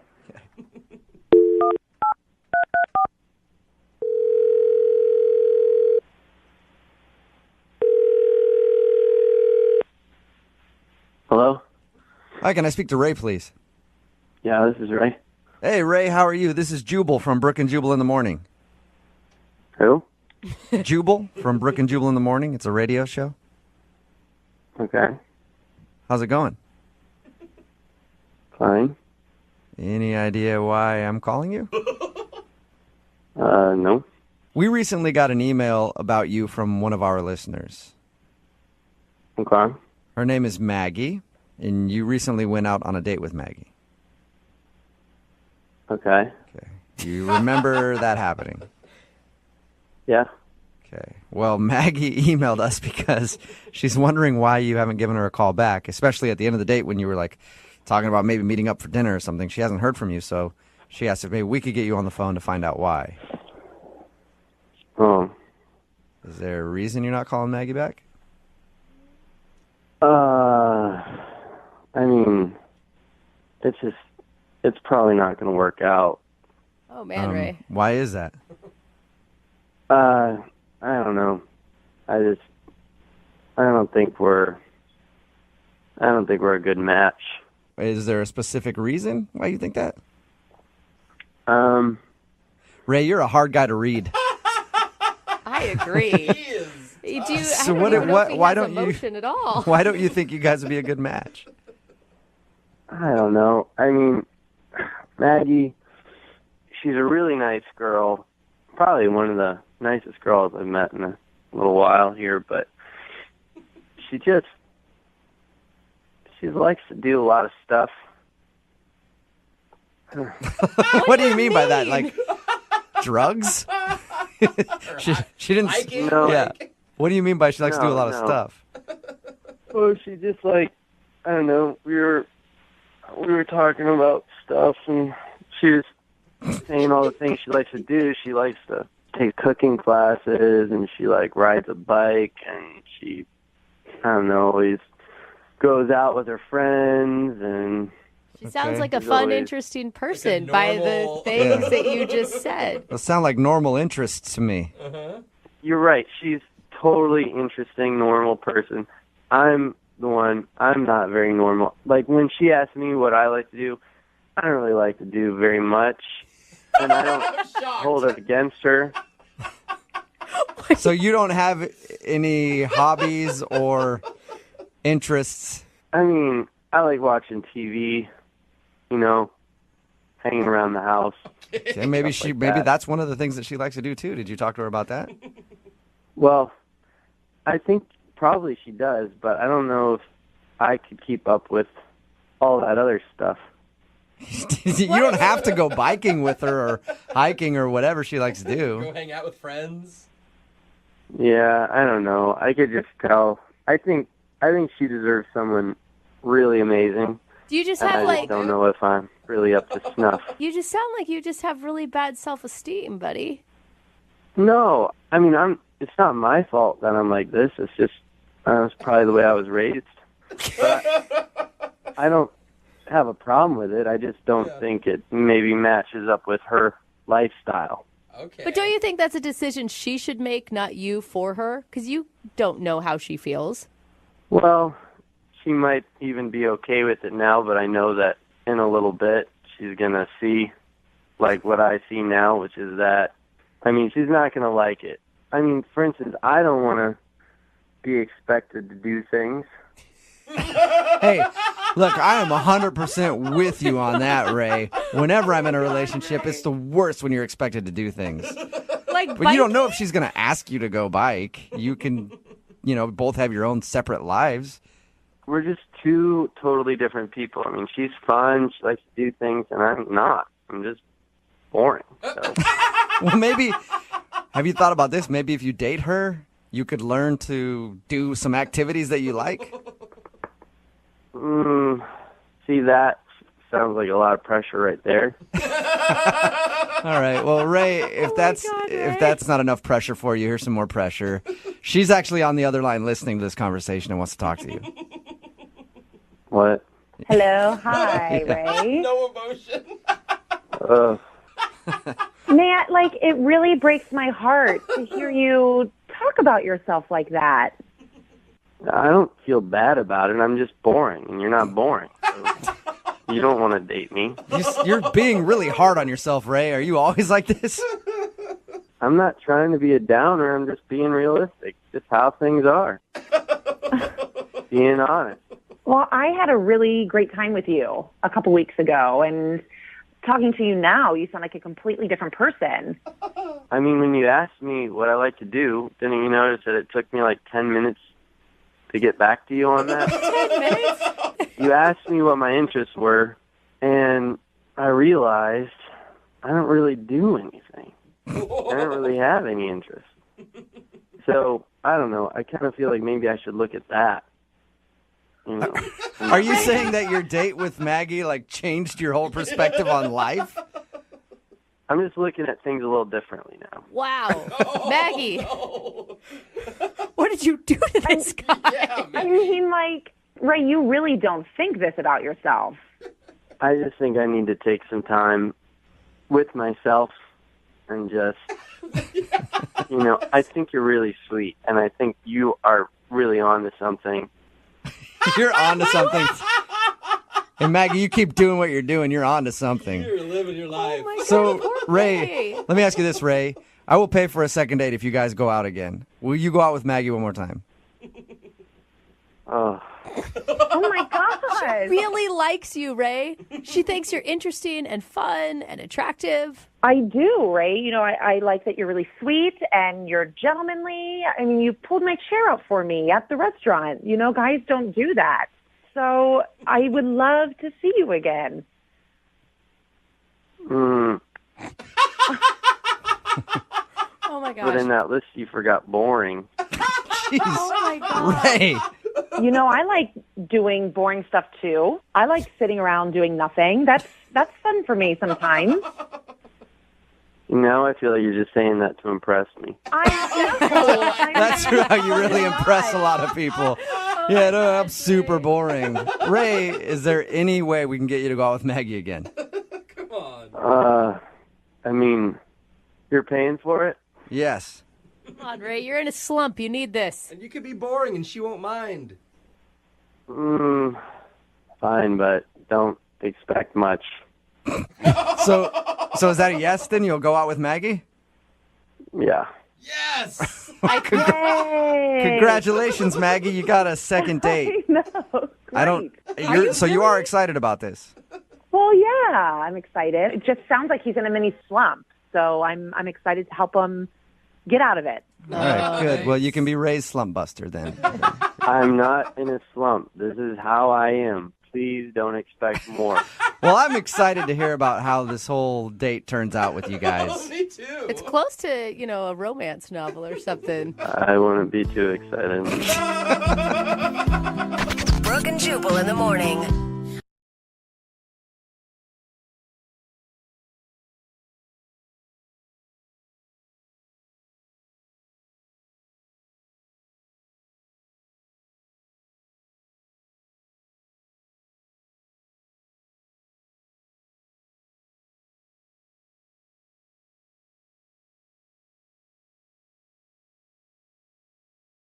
Lincoln South Food Hall in Bellevue. Fitness for foodies. From carb-loving meat eaters to vegan and everything in between, we've got you covered. Grab a quick lunch or come for happy hour. You'll leave craving more. Order online at lincolnsfh.com. Moving 92.5. Brooke and Jubal's second date update. I like a girl that appreciates a nice broke dude from time to time. And Katie, who's on the phone to do a second date update right now, loves broke dudes. Wow, rare. Yeah, what's up, Katie? How are you? Hey, guys. You're a girl after my own heart. We'll get to how much really you are. like broke guys in just a second. But first, tell us about the broke guy that you went on a date with. What's his name? His name is Gabriel. Gabriel. All right. And how did you meet him? We met on a dating app. Not a pay-for dating app, obviously. True. It was free. Was that like part of his profile that he said he was a broke dude? No. That wouldn't work. That's not the central factor of the story. Oh. Okay. Just so you guys know. Yeah, that's just what I chose to highlight on from her email. Focuses on the wrong things a Yeah. lot. Tell us about your date with Gabriel. We had a great date. I mean, and honestly, I've been on and off dating apps for the last year. Mm-hmm. Like a few, like Bumble, Tinder, OkCupid. I've really tried a lot. And some have been really bad, but some have been good. And Gabe, this one with him was actually one of the best I've ever had. I've never felt like I've met someone online and really, really, really like them. Oh, yeah. That's so sweet. Yeah, and it sucks even more that you're not getting a call back now. Yeah. Exactly. And that's why I wanted to talk to you guys. Tell us about the date and why I keep calling him a broke guy. You should probably explain that. I'm anxious to find out. Yeah. So we met at a restaurant, and it was kind of funny because we sat down and he looked really nervous. And I've done this a lot in the last year, and it's kind of just like, it doesn't really work me up anymore. And I looked at him and just said, you don't have to be nervous. Yeah. Right. And I thought maybe he doesn't do this a lot. Maybe I intimidated him. Maybe he thought I was pretty. I don't know. But either way, I just kind of wanted to let him know that it was cool and it's okay. No pressure. This is just fun. Right. Did that help? Well, he said that it wasn't that and it was something else. Oh. And so I asked him what he was talking about. And he said, to be honest, I just don't think I can afford the food here. Oh, sweetie. No. So that's your broke joke thing, whatever. Yeah. And then you laughed at him and left. No. No, I laughed because I was not expecting that. And I told him, wow, I said, you're a breath of fresh air. Because honestly, I love that you are honest. Right. Yeah. I don't know. I was not expecting him to say that. And it wasn't a turn off to me that it was too expensive. And I appreciated his honesty. I've done that before. I've definitely looked up menus ahead of time and changed plans. Yeah. Right. Totally. So what'd you guys do? Did you leave or did you offer to pay for the meal? So I said, well, let's just get out of here and go somewhere else. And, he was kind of worried and said, are you sure? Is it okay? And I said, yeah, it's totally fine. Let's go. I didn't want it to be weird or uncomfortable. Yeah. So we left and just went down the street and grabbed some gyros and beers at this little hole-in-the-wall place. Dude, perfect. Yeah, it was, it's great. I don't care where we are. I just wanted, meet someone and talk to them, and it was super fun. And the honesty must have made you feel comfortable with him, too. Yeah. Totally. And it was without having this kind of fine dining atmosphere around us, it was better, I think, in a casual setting. So that was great. And so did he drop his nervousness after that when you guys went to the Euro place? Totally. And we talked, nothing felt formal or surfacey or superficial. We talked about a lot more, and I felt like we were really connecting. It was so refreshing. Okay. Oh my gosh. You sound like you were so jaded before this man came along and he renewed your spirit in the hope for love. Yeah. Yes. I always have zero expectations. Which is why you're never nervous because you got nothing to lose. Exactly. That's exactly what I do. And so at the end of the day, I kind of like was joking with him, and I was like, "Do you want to dine and dash here too?" And he thought it was funny. We laughed, and Did you guys actually dine and dash though? no, we didn't. Oh, damn. We just, we ended the date normally. He gave me a hug, and I have not heard from him since, except for a text that night saying thanks for the date. Okay. And did what do you think went wrong? Why do you think he's not wanting to go out again? I don't know. Like I said, just being able to be honest with each other, changing the place, like going to somewhere more casual. Right. I thought that it was kind of fun and chill, and there was no hard feelings, no reason to feel embarrassed or weird. I thought it was really, really actually, like, again, one of the best dates I've had in a long time. I think it's strange that he's not calling you back either. Yes. Because you sound awesome on the date. Totally. Thank you. I thought I was too. You're welcome. All right. Well, we'll try to figure it out. We'll play a song and then come back and call him and get your second date update, okay? Great. Thank you. Yep. Hang on. Moving 92.5. Brooke and Jubal in the mornings. Second date update. Hey, Katie? Yeah? That's got to be frustrating because you said you went out on one of the greatest dates in your whole life, and now the dude's not calling you back. That's I was just thinking about it. It's got to be frustrating because clearly you had a very different experience. If you think about it, I mean, maybe. Yeah, I don't know why. I mean, I don't know either. You sound cool, especially, because you told us how you guys went out to a restaurant that was too expensive for him, and he actually told you that, and you still were like, let's get out of here and go someplace cheaper. That's very understanding. As a dude, I'd be like, oh, that's awesome. She doesn't care if I have money or whatever. I can just be myself. Really good. So I don't know why you're not getting a call back either, but I'm going to call him right now.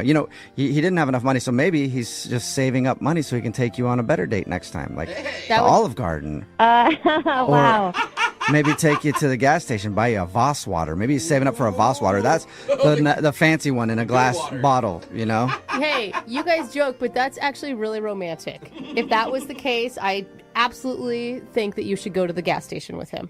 I would go to a gas station. I just want to see him again. All right. Well, I'm going to call him right now and see if we can figure out why he's not getting back to you, okay? Okay. Okay, here we go.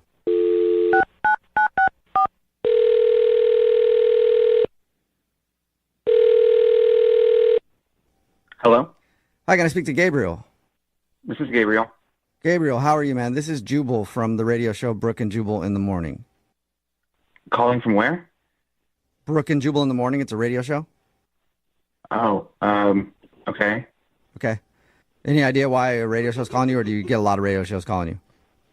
No, I have no idea. Why are you guys calling me? Okay. I'm calling you today because we got an email about you from somebody who listens to our show. About me? Yes. Her name is Katie. Oh, okay. Weird. Weird. Do you know Katie? You remember Katie? Yeah, we went on a date. Yes. Yeah, that's exactly why we're calling. We do a segment called the Second Date Update. That's where if you go out on a date with somebody and then end up not calling them back after, they can email us to get you on the phone and ask what happened. Slow down for a second. Why isn't she calling me? Why doesn't she just ask me herself? Well, because apparently she's tried to get a hold of you, but you won't text her back or call her back. So that's why she hasn't asked you herself, because you won't respond to her. Yeah. Pretty good reason. That's the problem. It's the whole point behind what we're doing right now. I get that, but she contacted a radio station? Wait. Yeah, I mean, how else is... I mean, she didn't have any other way to get a hold of you, and she wants to know what's going on. So bizarre. Okay. Do you like Katie? She was nice. Yeah, she seems like a nice person. She said that the date she went on with you is one of the best dates she's ever been on in her entire life. That's sweet. Yeah, no pressure or anything. Yeah, and she can't think of any reason why you wouldn't want to go out with her again. Did she do something wrong on your date? She just has kind of a unique view on how life works, and I wasn't really my thing. A unique view on how life works. Can you explain that a little bit more for us? It's kind of embarrassing. I don't know if I should. Okay, embarrassing for her, you think? It might be. Okay, well, she's prepared to hear whatever you have to say. I mean, that's part of the deal when you do this with the show, is you might hear something you don't want to hear, so... And how could her life view be embarrassing? I don't know. It's her thing. It's not my thing. I don't know if it's embarrassing to her. Why don't you give it a shot and see? Yeah, we'll tell you. She just wants to know. All right, well, look, she mentioned during the date that she's a virgin. Oh. But when she told me, I was shocked. I wasn't sure how to react. Okay, so Okay. what, just too much pressure knowing that she's a virgin? I think I should clarify exactly what she said. Okay. She said she was a reimagined virgin. A reimagined? Reimagined virgin. Right. And I was confused. Like, oh, so are you born again? Are you religious? And she said, no, it's not like that. It's just that after every hookup with a guy, I reimagine myself as a virgin. What? Wait, so she's having sex on the regular, but just imagining herself as a virgin afterwards. That is my understanding, yes. So according to like a doctor, he would say that she is not a virgin, but she says that... Look, you're talking to the wrong guy about this, but all I know is she said that she reimagines herself as a virgin and that she's waiting for the right guy. I thought, okay, so am I the next person to be with this reimagined virgin? Hey, you could take somebody's imaginary virginity. A lot of pressure. Yeah. I've never heard of that before. I had never heard of it either. You said you're not the right guy to ask about it, but I do know the woman that we should ask about it, and her name is Katie. Don't you think we should ask her? Yeah, I mean, I've already talked to her about it, so if you're curious, I'm sure she would talk to you about it. I'm very curious. And you know what? Why don't we just all talk to her about it right now, because she's on the other line listening and wants to talk to you. What? Yeah. Wait, what? Yep. Katie? Yeah, hi. Wait, she's on the other line? Yes. Katie, say hi to Gabriel. Hi, Gabe. Hi. Hey, Katie. Hi. Gabe, I'm just a little surprised that you feel this way. I had no idea, and you didn't say anything during the date. What am I supposed to say? You said you were reimagined a virgin. I didn't know what to say at the moment. I just don't understand why you didn't ask me about it or say that it bothered you or that you thought it was weird. It's not. I could have explained to you everything about it. Like, it's not even just me. This is a movement. So this reimagined virgin thing isn't something you came up with on your own, Katie? No, of course not. And is it just because, like, are you feeling guilty after you have, like one night stands or something, and so you want to pretend like it didn't happen? No, it's nothing about guilt or shame. It's just about feeling like the person you're with is, making actually your relationship with the person you're with in the moment special. And everything's new, there's nothing, no past experiences kind of to compare to. What? This is way better than my other first But you time. can't just erase your past. It doesn't, life doesn't work like that, right? You are obviously, when you get in bed with somebody else, not virgin-like if you've had a lot of experience. And that's not a bad thing. Well, maybe that's the situation for you, but that's not how I feel because I'm a reimagined virgin. So do you act all scared and timid during it, or what's the... It's not really about acting scared and timid. It's just being with someone without feeling like you have to be a certain way, like remembering how your last partner liked to do things. You know what I mean? It's like discovering everything together sexually, right? Okay, that's not a bad message. Weird label. Yeah, weird label. Yeah, maybe you guys are getting this, but I still am kind of at a loss. I don't see how someone can go through and think that they're a reimagined virgin. Yeah, Katie, why reimagine yourself as a virgin? Why not just go, I've been with 10 people, but now I'm with you? Because I just said that. When I do give myself to someone, I'm hoping that person is going to be my forever person. And if they're not my forever person, then I can just wipe the slate clean and forget about them and reimagine myself a virgin again. That is convenient virginity. Wow. Very convenient. I mean, it sounds great. Don't have to hold out or anything for that one. See, that's what I mean. It's that's a big responsibility. And I don't know how I feel about that. Yeah, but Gabe, couldn't you just reimagine yourself as a virgin and then it's two reimagined virgins together? What you're describing sounds like two people just doing a lot of drugs and not remembering anything. It does, actually. It actually does. Well, And if she does that with me, it means that she wants to be with me forever, and I'm not ready to have that commitment yet. Yeah.